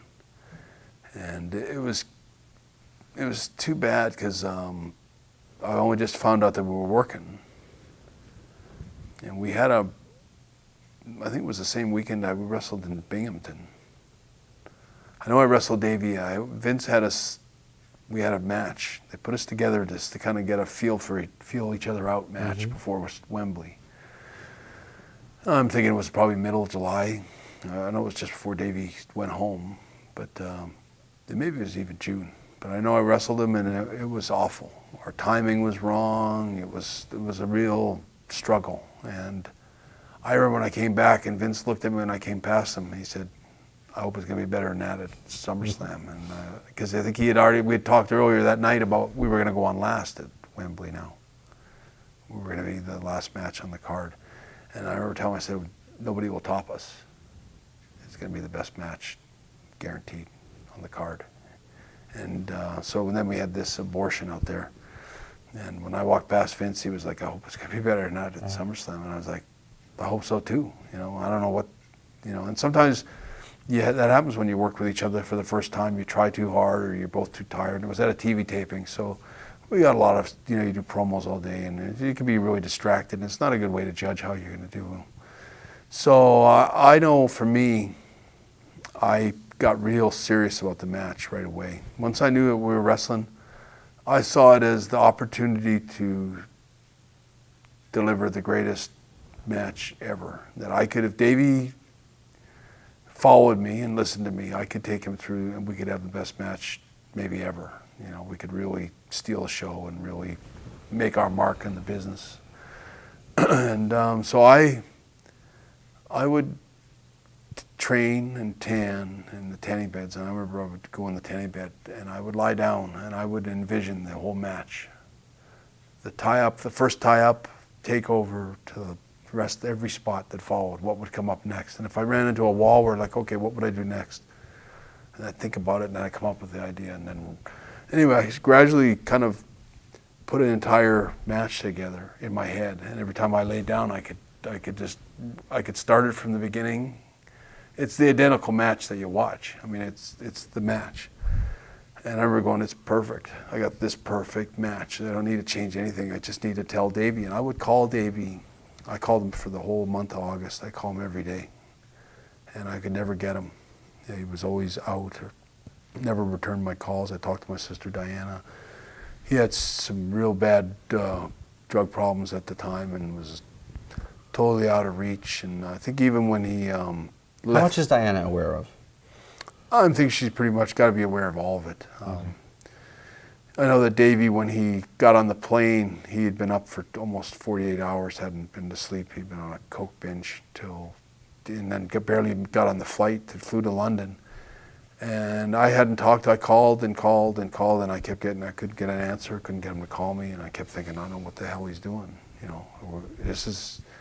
He should talk to me just so I can tell him what's going on, and I'm trying to help him, I'm trying to make him. The match is all about putting him over. And I remember when I saw him in the dressing room in Wembley, we had to do interviews the day before. All the interviews, the one about I think I said something about London Castle or something like that. my promo. That was all done the Saturday. They're all done the day before the promos for the show, the SummerSlam. Okay. And I was so mad at him, and I pulled him aside, and I was like, I said, I've been trying to call you for 2 months. Where the hell you been? And like, you know. And then he just confessed to me that he hadn't slept since he got there, and he was a wreck, and he hadn't trained, he hadn't lifted weight, and he was out of shape, and he was a wreck. And he confessed to me that he was gonna stink the next day. Then he was gonna, and I started telling him the match. I said, this is what I want to do. And I started to sit down. I said, and then we're gonna do this and this, and I told him the whole match. And he was like, he knew that I brought, I was like Beethoven. I brought him the music sheet, and he was like, he knew it was going to be this great match, but I don't think he thought he could do it. Yeah. But I laid it all out to him, and I went over and over with him that night in the dressing room until he left and went home, went to his hotel, and I got there the next day, and we went over it and went over it and went over it, and even then, as soon as we tied up in the ring, I remember, I think it was the very first spot we did. I took him over in a side headlock or something, and he goes, "I'm fucked. I'm fucked." He couldn't remember anything. He was like blank. And that's one of the only matches where you see Bret Hart talking where you never catch Bret Hart talking in his matches, but you will catch me in Wembley. And it's like, because I had such a great match in my head, and I had to communicate it to him, and a lot of times you just had to call it, and you had just, you know, which I hate doing. I hate wrestlers that I see him talking. And to me, it's an automatic fail for that. But with Davey, I had to do it, and I did a pretty good job of masking it for most of it. But were you confident that you could pull this off, especially the day before when you see him and he's telling you he's in no condition? Are you shitting? No, I was furious at him. I couldn't believe it. There's a chance of his lifetime, and I'm going to go out there, and I'm gonna launch him as high as I can. Like, I'm gonna do everything I can to get Davey, make sure he's, you know, as far as I know, he's getting the belt, and he's gonna get this big push. And it's going to be maybe he's going to be the next champion. Maybe this is his final, you know, I was all gung-ho for him, and I really wanted to see him rise to the occasion. And you know what, he did rise to the occasion. You know, that's the thing about it, is I tell all this to people, and they go, oh, so they lose a little respect for Davey, and fair enough, you can. But the truth is that he sucked it up, and he did every spot. He did everything, and he showed it. And at the very end, you know, I paced him well enough, and I can remember he's power slamming me at the end, press slamming me over his head, and suplexing me, and you know, he got everything done, and I take great credit. I think it was my greatest match in the sense that I carried someone for about 42 minutes of a 45-minute match, and you can barely tell. Maybe only now you can tell, but I think that's why it makes it more important to watch, is because, you know, he was a train wreck that day, and for a long time, and I know in Davey's case, he's always said it was the greatest match he ever had, and I think it was one of the greatest matches of all time, for sure.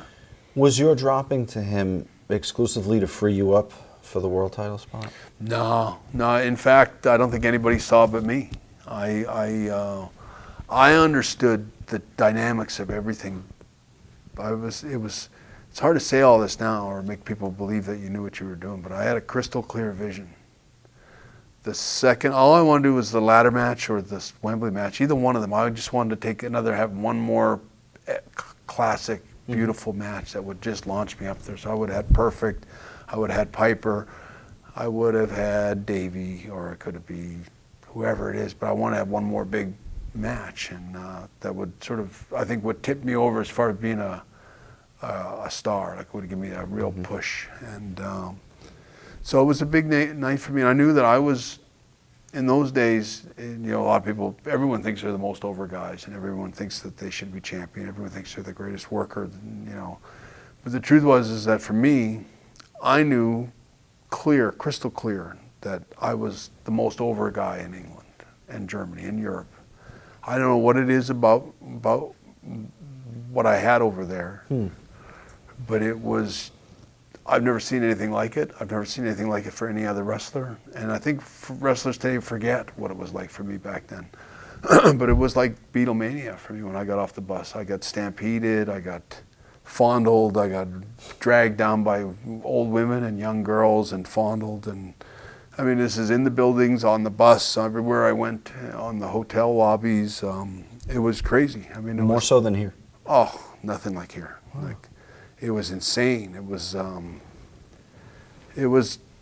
I remember Chief Jay Strongbow one time when I went to Germany, say 91 or so, I wrestled Dino Bravo. All right, well, actually, I don't know who I wrestled. I wrestled somebody. I remember he put me on first match. I was Intercontinental Champion. And he goes, "You're on first." I go, "Don't put me on first." I said, "I'm really over here. Like, it's like this, they were going to wait all night for me." And even then, that night when I got off the bus, was one of the first times I got sort of mauled or Beatlemania. And I remember going, "Don't send me out first." And I pleaded with him. I said, "Please, I'm telling you, it's a big mistake." And he goes, "No, you're on first." Put me out. I went out first, and they stampeded and knocked me over. And then when I had my match, same thing, they tackled me, and all the security guards that were walking me back, we all got knocked down, and it took about 10 minutes to peel me out through the crowd. And I remember I came back to the curtain, and there was girls hanging on my neck and lipstick everywhere, and it was like I wasn't in a lot of pain or anything, but it was nothing like I've ever seen for anyone else. And I say that with all sincerity. And I remember when I came through, and he said, "I'll never put you on last again, not over here. Yeah, I'll never do that again." And it was like, I was on last. And every show I ever wrestled in England or Germany was sold out, or Brussels or Belgium or Italy. I don't know about Italy, there was good houses, but not. But Germany, every show I ever worked was sold out. England, the tour was always sold out whenever I was on the tour. It was like, it was Bret Hart world over there. I don't even think Vince grasped what was going on there for me. I remember telling him, I said, "You really need to get a film crew and film it so you know what it is." And I remember they sent a film crew over, and I don't know what they ever did with the footage, but they put me in a bunch of East German towns, so it wasn't quite the same. But still, going back to the point is that I was so over in England and Germany, more than anyone else. And it was on a special level that I've never seen, even now. And I knew that when I walked into the ring with Davey Boy in Wembley Stadium, that we were just a match on the card. The whole time we were just a match on the card. And I know people wanted to see Bulldog and they wanted to see me, but you know, you want to see Warrior, you want to see Macho Man, you want to see Ric Flair, you want to see all Undertaker. There's lots of guys on the card you want to see. But I knew that when I went out last and delivered the match that I was locked in my head for 2 months to deliver, that when I lost to Davey with that finish that I used, it's such a such a great finish. It's so, there's no way out. You're locked, you're pinned. It's like so slow and dramatic. 1, 2, 3, and it's like even when I watch it now, when you kick out, it's very dramatic ending. And I knew as soon as they get the 3 count, I knew right then and there that there's going to be so many people are going to be, they're such big Bret Hart fans, they're going to feel really lousy that it was such a good match, and I lost. And I said there's going to be a rebound, there's going to be a second, there's going to be such a bounce back from people won't want to see me having lost, especially the way I left the ring, kind of like, you know, I thought it was really well done, but I just, I knew there was going to be a sympathy factor that would play in huge for me. I didn't think I would necessarily win the title, the world title, but I knew that I was going to be more over. Okay. After I lost the belt to Davey, I would be more over than him. I would be more over than I was as champion. Interesting.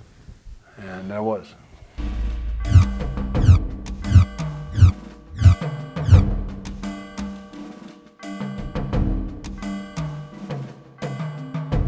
How do you feel the company's doing marketing you with stuff like this, and the sunglasses, the video games?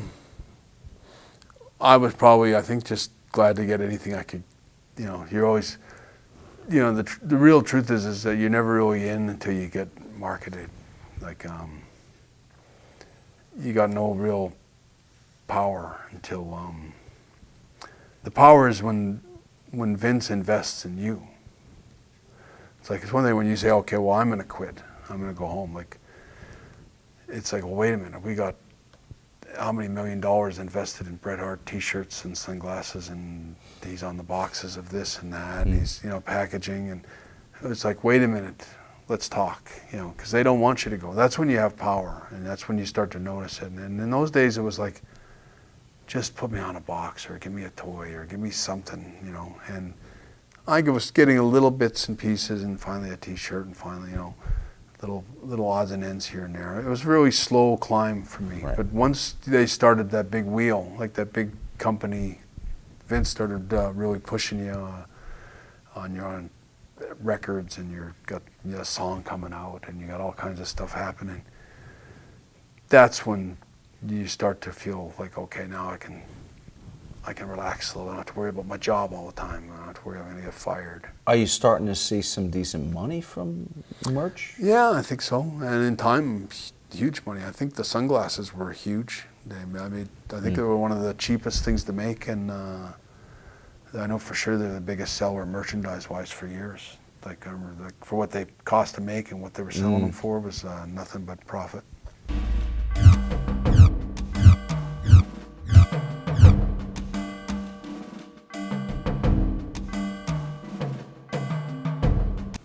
Are people really questioning whether? It was a gradual, yeah, it was gradual, and it was the same thing as the last one. It was like another. I don't know that it's always necessary to clue everyone in, but at the same time, I thought that it was like it was pretty clear. It's pretty clear what it is. So I guess they're just trying to come up with a definition for them, or, you know, I think there was a sort of sense that wrestling was entertainment, and I don't know, it was kind of it fits in with what their thinking was at the time. Who the hell is Steve Planamenta? Do you know? It's a suit and tie guy. Right. Hate those guy guys. that didn't know anything about wrestling. Is that true? No, he didn't know it, zero. Well, I know who he was. He may have been good for whatever department he was in, but he knew about as much about wrestling as I know about rocket science.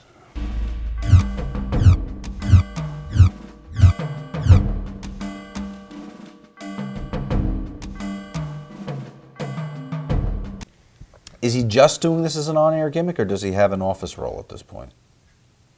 Slaughter. I think it's just an on-air gimmick. He may have become an agent, but even then I don't recall that he was an agent. He may have become an agent. I don't think so. Okay. And I think it was just a storyline. Former workers that do become agents, is there a transition that happens from the kind of cat they were as a wrestler? Well, you got to have the right guys for that job, for sure. You know, the agents, Vince gave him a fair bit of authority and power, and he backs his agents. I don't think, it wasn't a position handed down lightly. They didn't just pick anyone to be agents. But I think you got to have the right guys, like the guys that I think of being good agents. Like Rene Goulet was a great agent, because he was one of the boys. He was one of the wrestlers once upon a time, and he knew what it was like to be on the road, and he knew what it was like when we have a bad travel day, and he could be more understanding and logical about simple things. Whereas some guys... Let's say Tony Garea, for example. Tony, I thought, was the same thing. He was a good guy to have as an agent, because he didn't really have an axe to grind. Strongbow? Strongbow was one of the best. Steele? Steele was one of the worst. George Steele was one of those kind of guys. I remember George Steele doing lines of coke and partying with everyone else, and then like a week later or a couple of weeks later, they made him an agent, and he was just like one of the prisoners that got turned into one of the guards, and he was just a motherfucker, man. He was not a good guy at all. Yeah, he was always fine. He fined my brother Owen and Berserker one time. We were 1 minute late in Hershey Park one time when I was champion, right after I won the belt. I remember Owen and Berserker were riding with me just because I was give them a free ride to the, I never charged for trans. When we got there, we were laughing, we were taking our time, we were getting coffees and stuff like that, and walking the dress room. And George Scott's like this, and he goes, "It's 6:32 or something like that," and I go, "So?" He goes, "You're 2 minutes late." I go, "Really?" He goes, "I gotta fine you." He fined all of us $500 each. And that would hold up with Vince in Yeah. the office if George Steele did that? I was champion. I was supposed to set an example for the rest of the company. I'm on last. I'm there at 6:32. I go, this is bullshit. Rene Goulet or Chief Jay Strongbow or any of them, none of them would ever do something like that. But George Steele, you know, and I need to tell the end of that story is that I remember my brother Owen and Macho Man. I can actually tell this story now. They took his Halliburton, if he's ever wondered whatever happened to his Halliburton. He had locked up with his passport and his colostomy bags and his pills and everything else, and there's airplane tickets. And I remember Owen, him and Randy snuck it out under a jacket to the car. And later on that night, an hour later after we left the building, I remember Owen, we were driving over a bridge in somewhere like New Rochelle or something like that, and he opened the window and threw it out and it went sailing over into the river, Manhattan River or something like that. But I just remember George Scott. I always wondered why would someone do that to such a good guy, but he, you know, George Steele. George Steele. George Scott. I'm sorry, George Steele. And he was not a good guy. He was a snitch.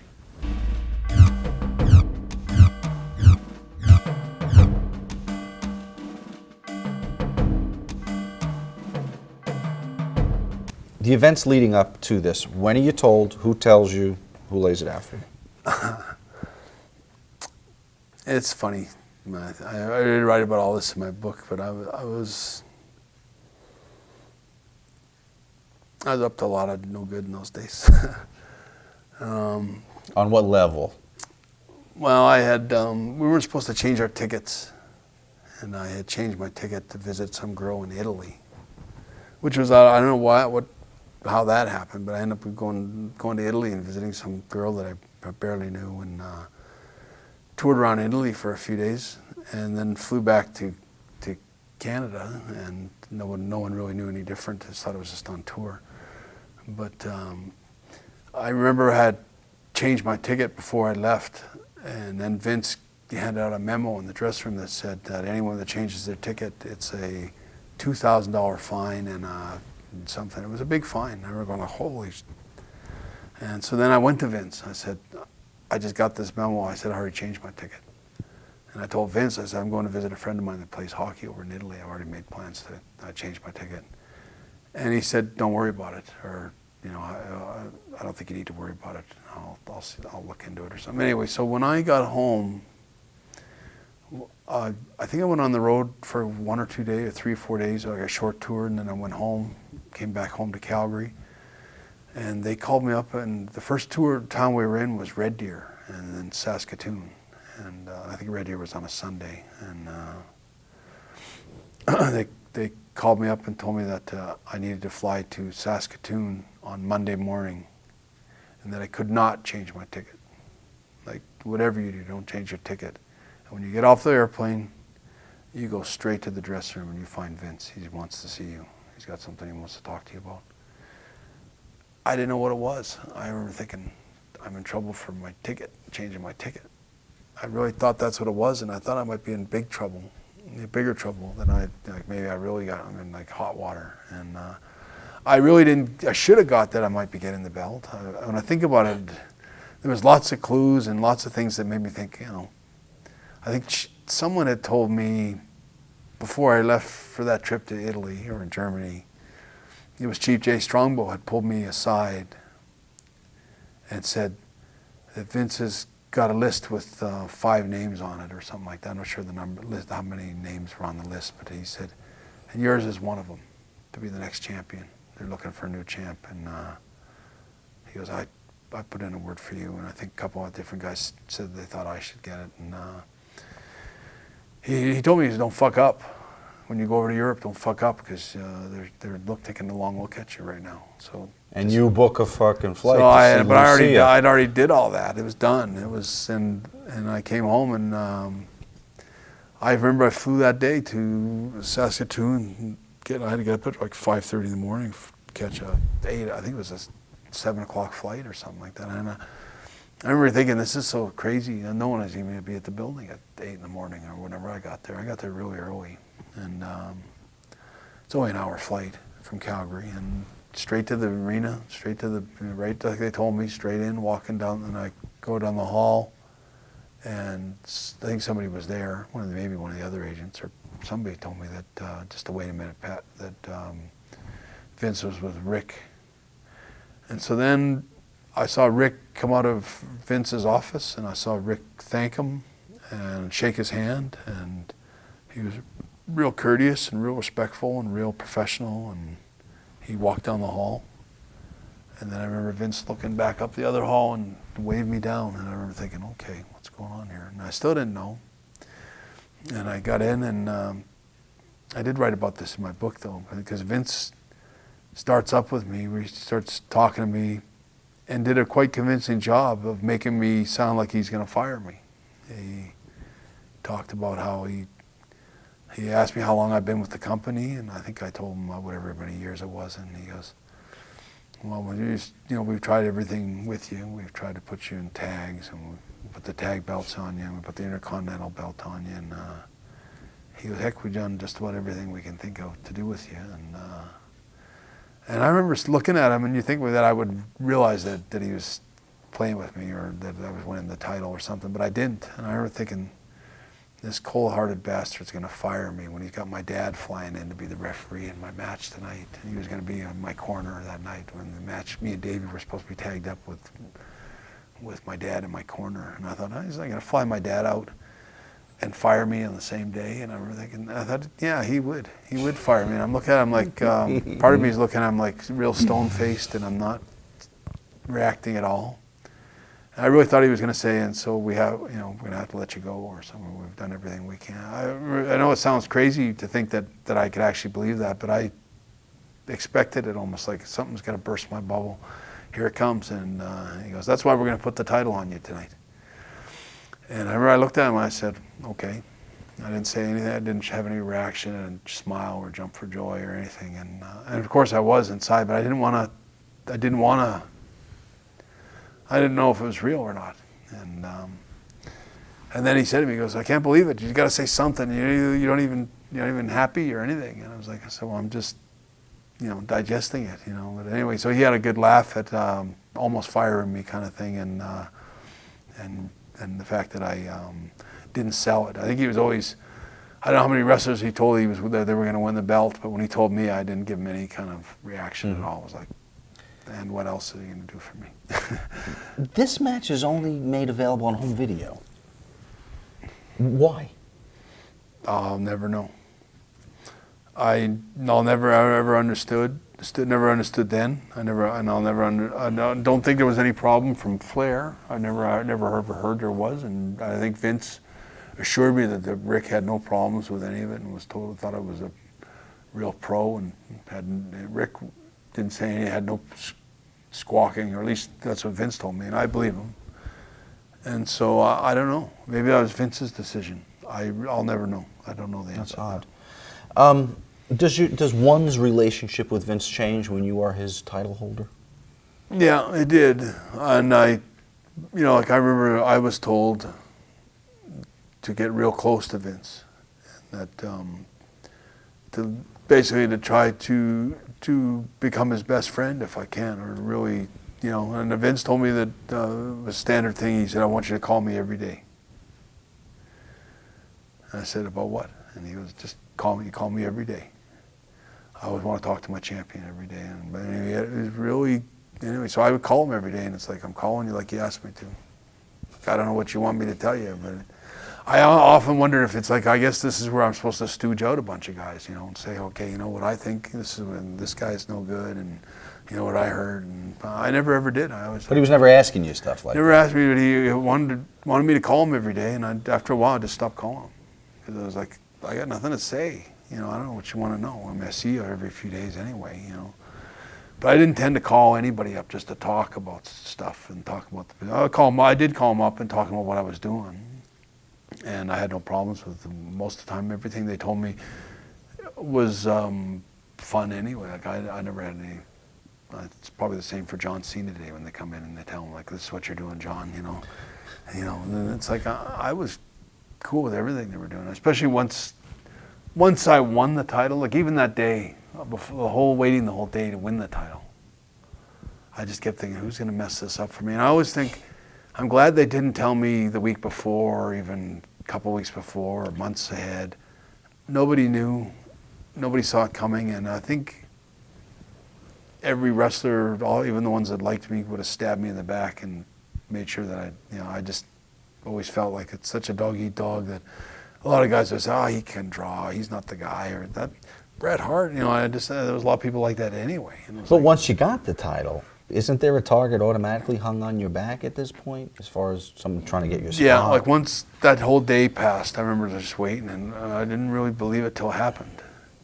And that's, for me, that was the greatest day of my life, I think. And I always got to, like people say, why would you go back and work for Vince? It's like, that's why, because the guy gave me a chance in the first place. And you wouldn't be talking to me now if it wasn't for what Vince did for me then. And I'll never forget it.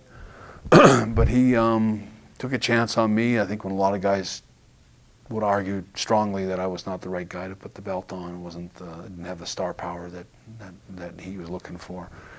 But I really do think that Vince loved my work. He loved my matches, and he loved, for most of the time that I was champion, around that time period, and maybe a little after that, and through the rest of till I left. Most of the time he would tell me, I don't want to know the finish. Just show me. I just gonna watch. He's gonna sit back and watch my match like a fan. Yeah. And I like that about Vince. Vince was a real fan of wrestling, and I think that's how he evolved. Eventually sort of moved to my way of wrestling or thinking.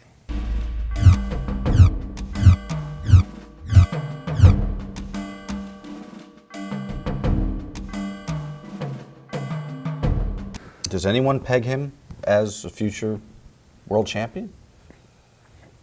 I don't know about world champion. I pegged him as a. First of all, I don't know of a Samoan wrestler then or now or ever that wasn't a really good worker. They're all good workers. Yoko was a really good athlete. He was 600 pounds, but he could move like a cat. He was like one of the most agile guys, and he was never stiff. He was always a real pro in the ring, and moving that kind of weight around and dropping that kind of weight on different wrestlers, and it can be dangerous stuff, and it can be no fun if they don't know what they're doing. He was always a pro. I was going to say, it's almost impossible not to get hurt with someone. How do you? Yeah, especially let me put it this way: someone like Vader, no fun to work with, no fun to come back beat up every night from working with a guy like that, and as opposed to working with a guy like Yoko or Bam Bam, big guys that were so careful and delicate and so respectful of your body and their weight and how to fall on you and do the things that they did to you. There's two guys right there, Bam Bam and Yoko, who during my time period were great talents, great workers. Yoko was. I wished he could have been, 250. He would have been a great athlete. He would probably been a football player.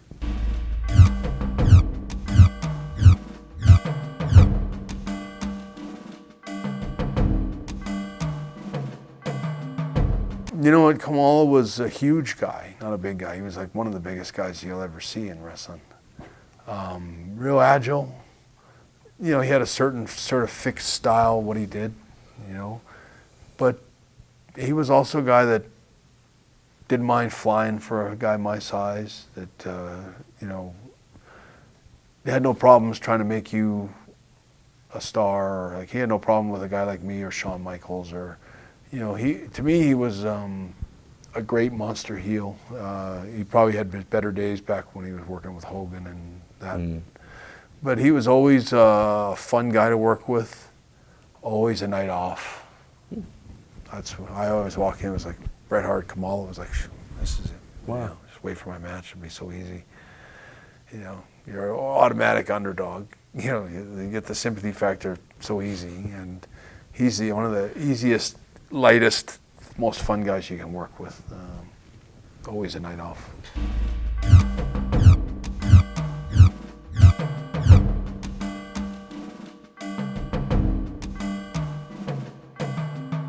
Do you think Matt got the most out of what they gave him? Yeah, if anything, I thought he had a lot more left in him. He was a really good, he was the best clown for sure. I thought the gimmick was, I thought it was a great gimmick. I loved the clown gimmick. I thought it was, the Doink the Clown was a genius gimmick. And Matt was the perfect guy. He was the creepy clown that like all the rest of the guys they had after that, they tried, but there was only one Doink, and that was Matt Bourne. He was an old pro, and he was a bit of a rascal anyway. So he was, you know, he really fit being a cigar with or being a clown with the cigar stub hanging out of his mouth, and he was a creepy, carny kind of clown kind of character that I loved it. I remember when Davey had a problem working with Matt or Doink. I mean, I'm not fucking working with a clown and all this stuff. But I was like, he's the hottest guy in the company. He's going to be the hottest heel. I said, you're crazy not to work with him.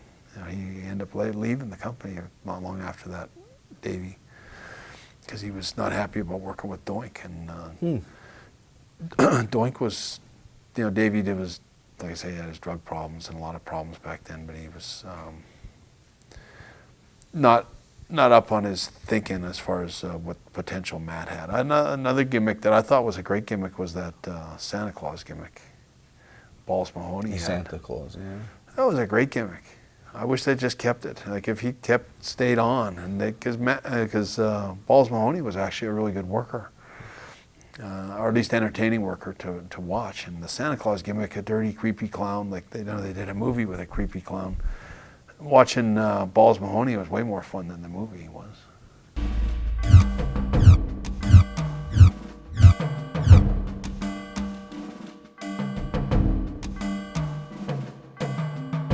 All of it added up. All of it, like the Hogan, the Ring Boys, and all the stars, all the steroids. When you cleaned wrestling out, like if you look at WrestleMania VIII, Legion of Doom, Warrior, Hogan, Psycho Sid, Warlord, Barbarian, like you just name all the guys. Everyone's ripped, all muscle-bound guys.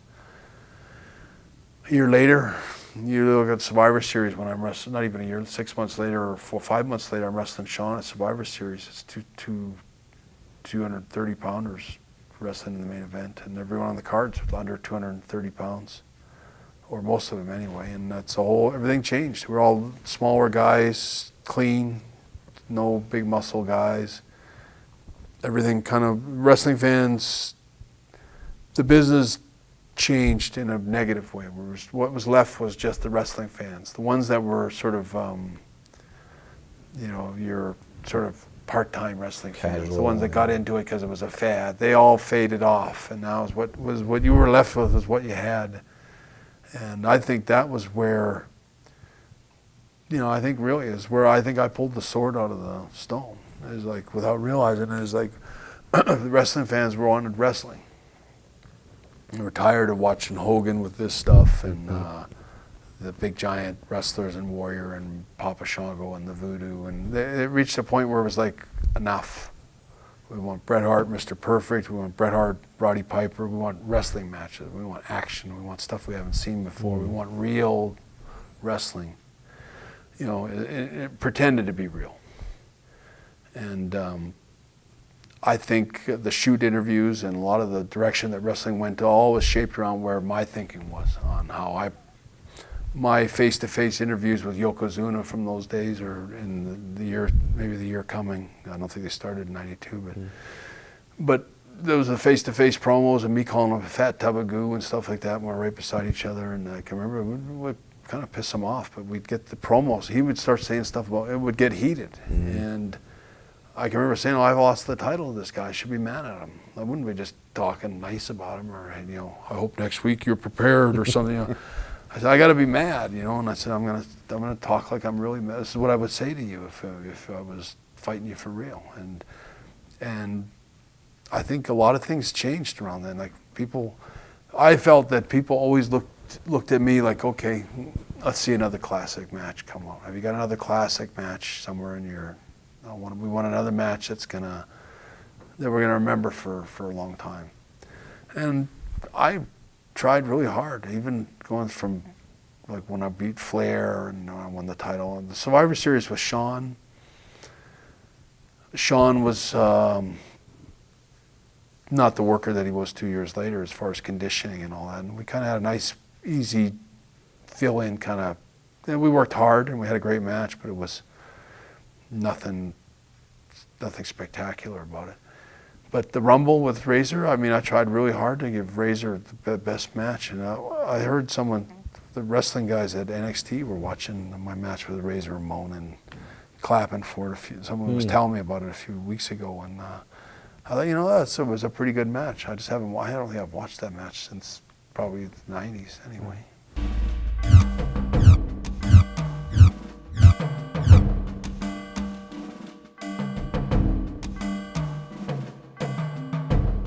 Conflicting stories about his departure. Some say it was over money. Some say they wanted him to job to nails, and he didn't want to do that. No, neither one. I know what happened to Warrior. I was one of the first people that got called on it. Vince called me, and because he told me, he goes, "We have to fire Davey. I've just gone to call you before I fire him to tell you that we're letting him go." He goes, "We had to let him go, and we had to let Warrior go." I was supposed to work with Warrior at the Rumble that year. Oh, the Rumble. I thought it was going to be WrestleMania. No, it was supposed to be the Rumble. Okay. And he was going to Vince said you beat him with a sharpshooter right in the middle, is what Vince told me. And I remember going, wow, that'll be huge if it happens. And then, like, it was a week later, they tell me that Warrior and Davey were buying steroids or growth hormone or something from some guy in Europe. And he was shipping it to them or something like that. But anyway, he got busted, the guy in England. Got busted. And Warrior panicked. And I remember he panicked, and without telling Davey, he called Vince and said, I just wanted, because Vince had the trial coming up. Mm-hmm. So I thought I'd better tell you this just in case, but this guy that we were getting our steroids from, he's got our name on a list and all that stuff. But anyway, he got busted yesterday, and they put him in jail. And anyway, he goes, there might be some kind of follow from it. And Vince goes, you guys are like toxic. You're done. You're done.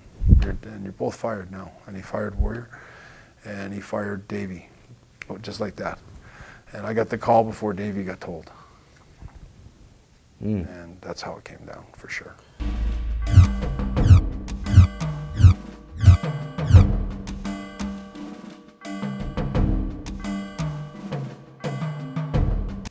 I loved working with Shawn.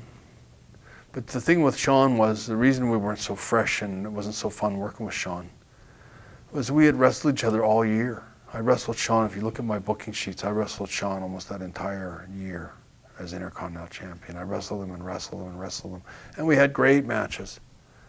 And now they're putting us together at Survivor Series. It's like, like I've already wrestled Richfield Coliseum, I don't know how many times already, and with Shawn. And I didn't feel any interest in it myself. It was like, it's a fill-in, it's just a match. It's not, there's no build-up, there's not enough time to build anything. We don't have a real feud or anything going. We didn't even have what me and Austin had at WrestleMania 13. We had that kind of, at least Austin had screwed me over every turn leading into that. But with Shawn, we'd wrestle each other and had fun, great matches, but there was absolutely no spark going into that match. And there wasn't much, and I'm sure a lot of people loved that match, and I still think it was a great match. I think it still holds up today for being a good match, but it's nothing compared to what we should have done or could have done for a pay-per-view. There hadn't been any competitive news between you at that point? No, if anything, I think Shawn came to me and said that he'd been having really easy matches and wasn't in the kind of shape to tear the house down with me, and that we'd have to just pace it to give him for me not to go too hard a pace because he would have trouble following. He hadn't been doing long matches and stuff. So we didn't really go balls to the wall, kind of like we did, say, in Anaheim, and other matches. I think even Shawn probably felt after that match that we could have done a lot better if we just maybe had a few more weeks of preparation or more build up on the TV side and had more of an issue with each other and more. And in hindsight, if we hadn't worked with each other like all winter and all summer, and like so many times where it didn't really have any kind of real, it didn't excite the fans, I don't think, too much either.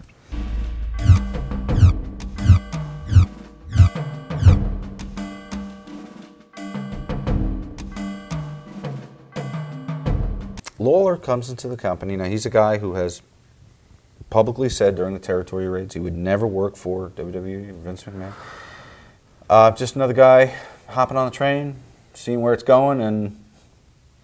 No, I've always sensed that Jerry had some kind of relationship with Vince years and years before, maybe back with all that stuff that happened with that comedian in New York. Or he seemed to have some kind of tie with Vince, that a relationship that connected him before Vince became the genius and the, you know, there was some, and there's always, I think, been a sense of loyalty there too. And there's something with, and only Jerry and Vince would tell you what that is, but there seems to be a close working relationship. And even then, like I can remember Vince said, "I need you to go work in Memphis." And I said, "Well, I thought you said we couldn't work outside WWE." He goes, "Oh, you can't." And I said, "Well, you wouldn't let me work for my dad. Now you're telling me you want me to go work for some guy in Memphis, but I can't work for my dad." I said, "It doesn't make any sense." I said, "On that principle, I don't really feel like working for, I don't want to go down to Memphis on my one day off, and I got better things to do.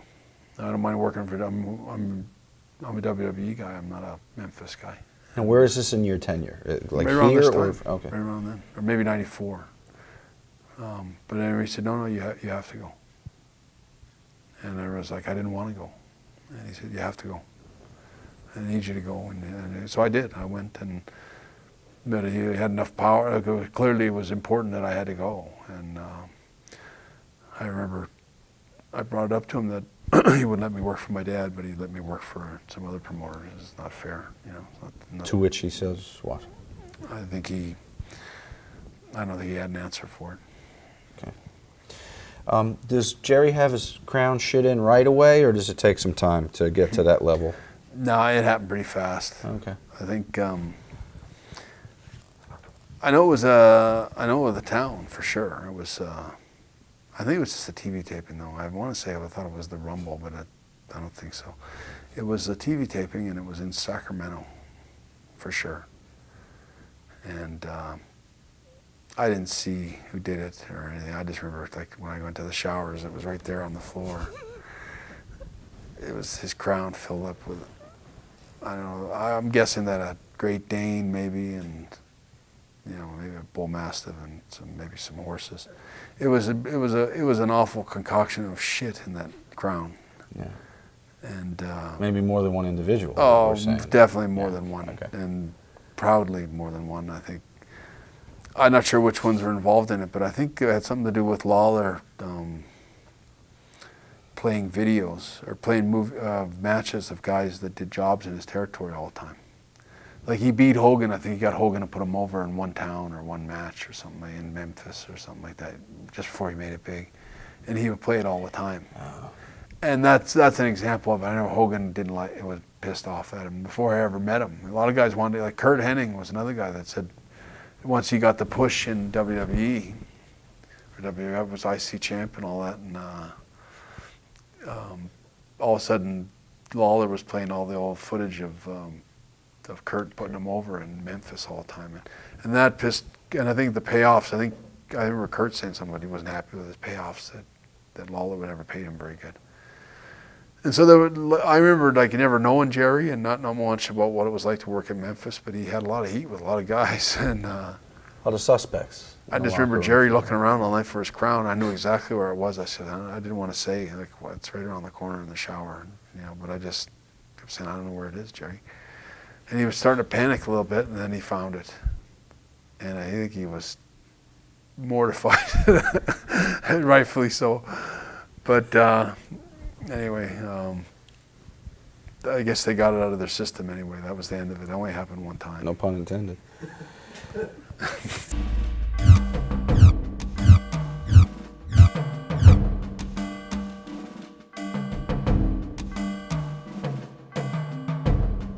was right there. I might have been one of the best witnesses to the whole thing. Okay, good. So, go ahead. I was right outside the door. I didn't see it happen, but I could hear all of it. And he was shrieking. That's the one thing I remember, was the Nails was shrieking in a high-pitched, a really high-pitched, shrill shriek of anger. Clearly a guy on the other side of the door was losing it, and losing it badly. But I had no idea. But saying what?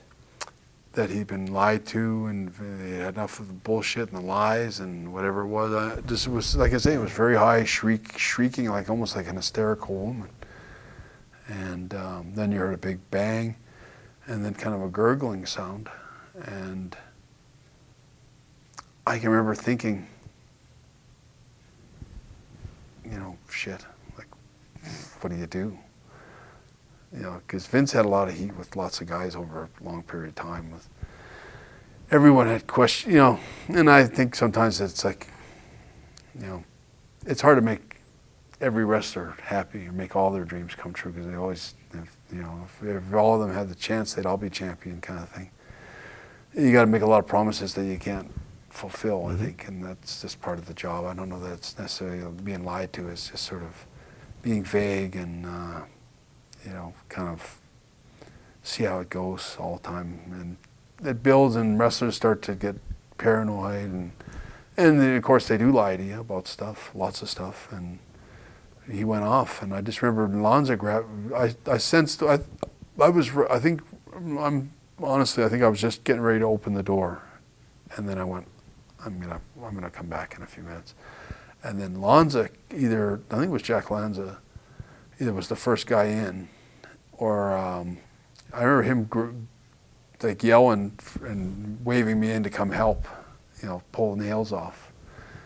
And Slaughter might have been there, and a few other agents, but by the time I kind of got to the door, he was already sort of being hauled off, and he backed right up, let go, and walked out and phoned the police and said that Vince tried to molest him or something. Yes. And then they did. The police showed up, and there was a big, you know, and they charged him, I think, and Nails went home. And it was very unsettling. Vince was, I believe, choked really hard. I think it wasn't just like a, you know, like this kind of thing. It was like he was going for it. Yeah. Yeah. I think if they hadn't come in the room, who knows what would happen.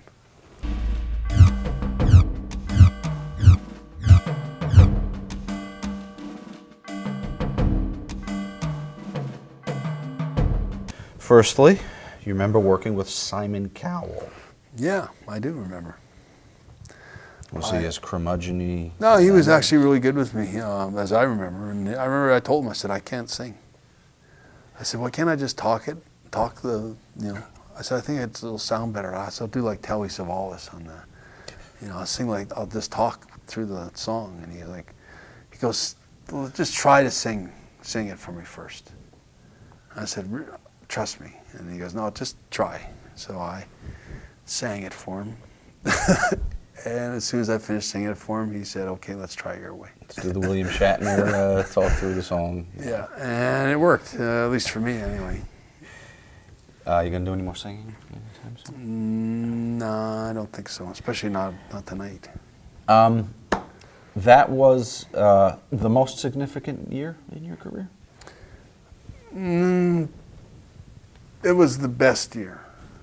I'd say '97 was maybe my most significant year, but it's hard to say it was my best year, even though that was my best year. '97, I did my best matches and delivered my greatest performances, if that's what you want to call them, I think. '92 was pretty good, though. I mean, I pulled the sword out of the stone, I think, and I was trying really hard to be a good champion and be a good leader for the wrestlers in the dressing room. And you know, I know when I left the day I left the company, I felt that I still had a lot of wrestlers, and I still know a lot of the guys that worked back then that worked with me or through those years that still are more respect for me for how I conducted myself than what they actually did with me in the ring. Thank you for taking us back. Okay, my Appreciate it. pleasure. Thank you for watching.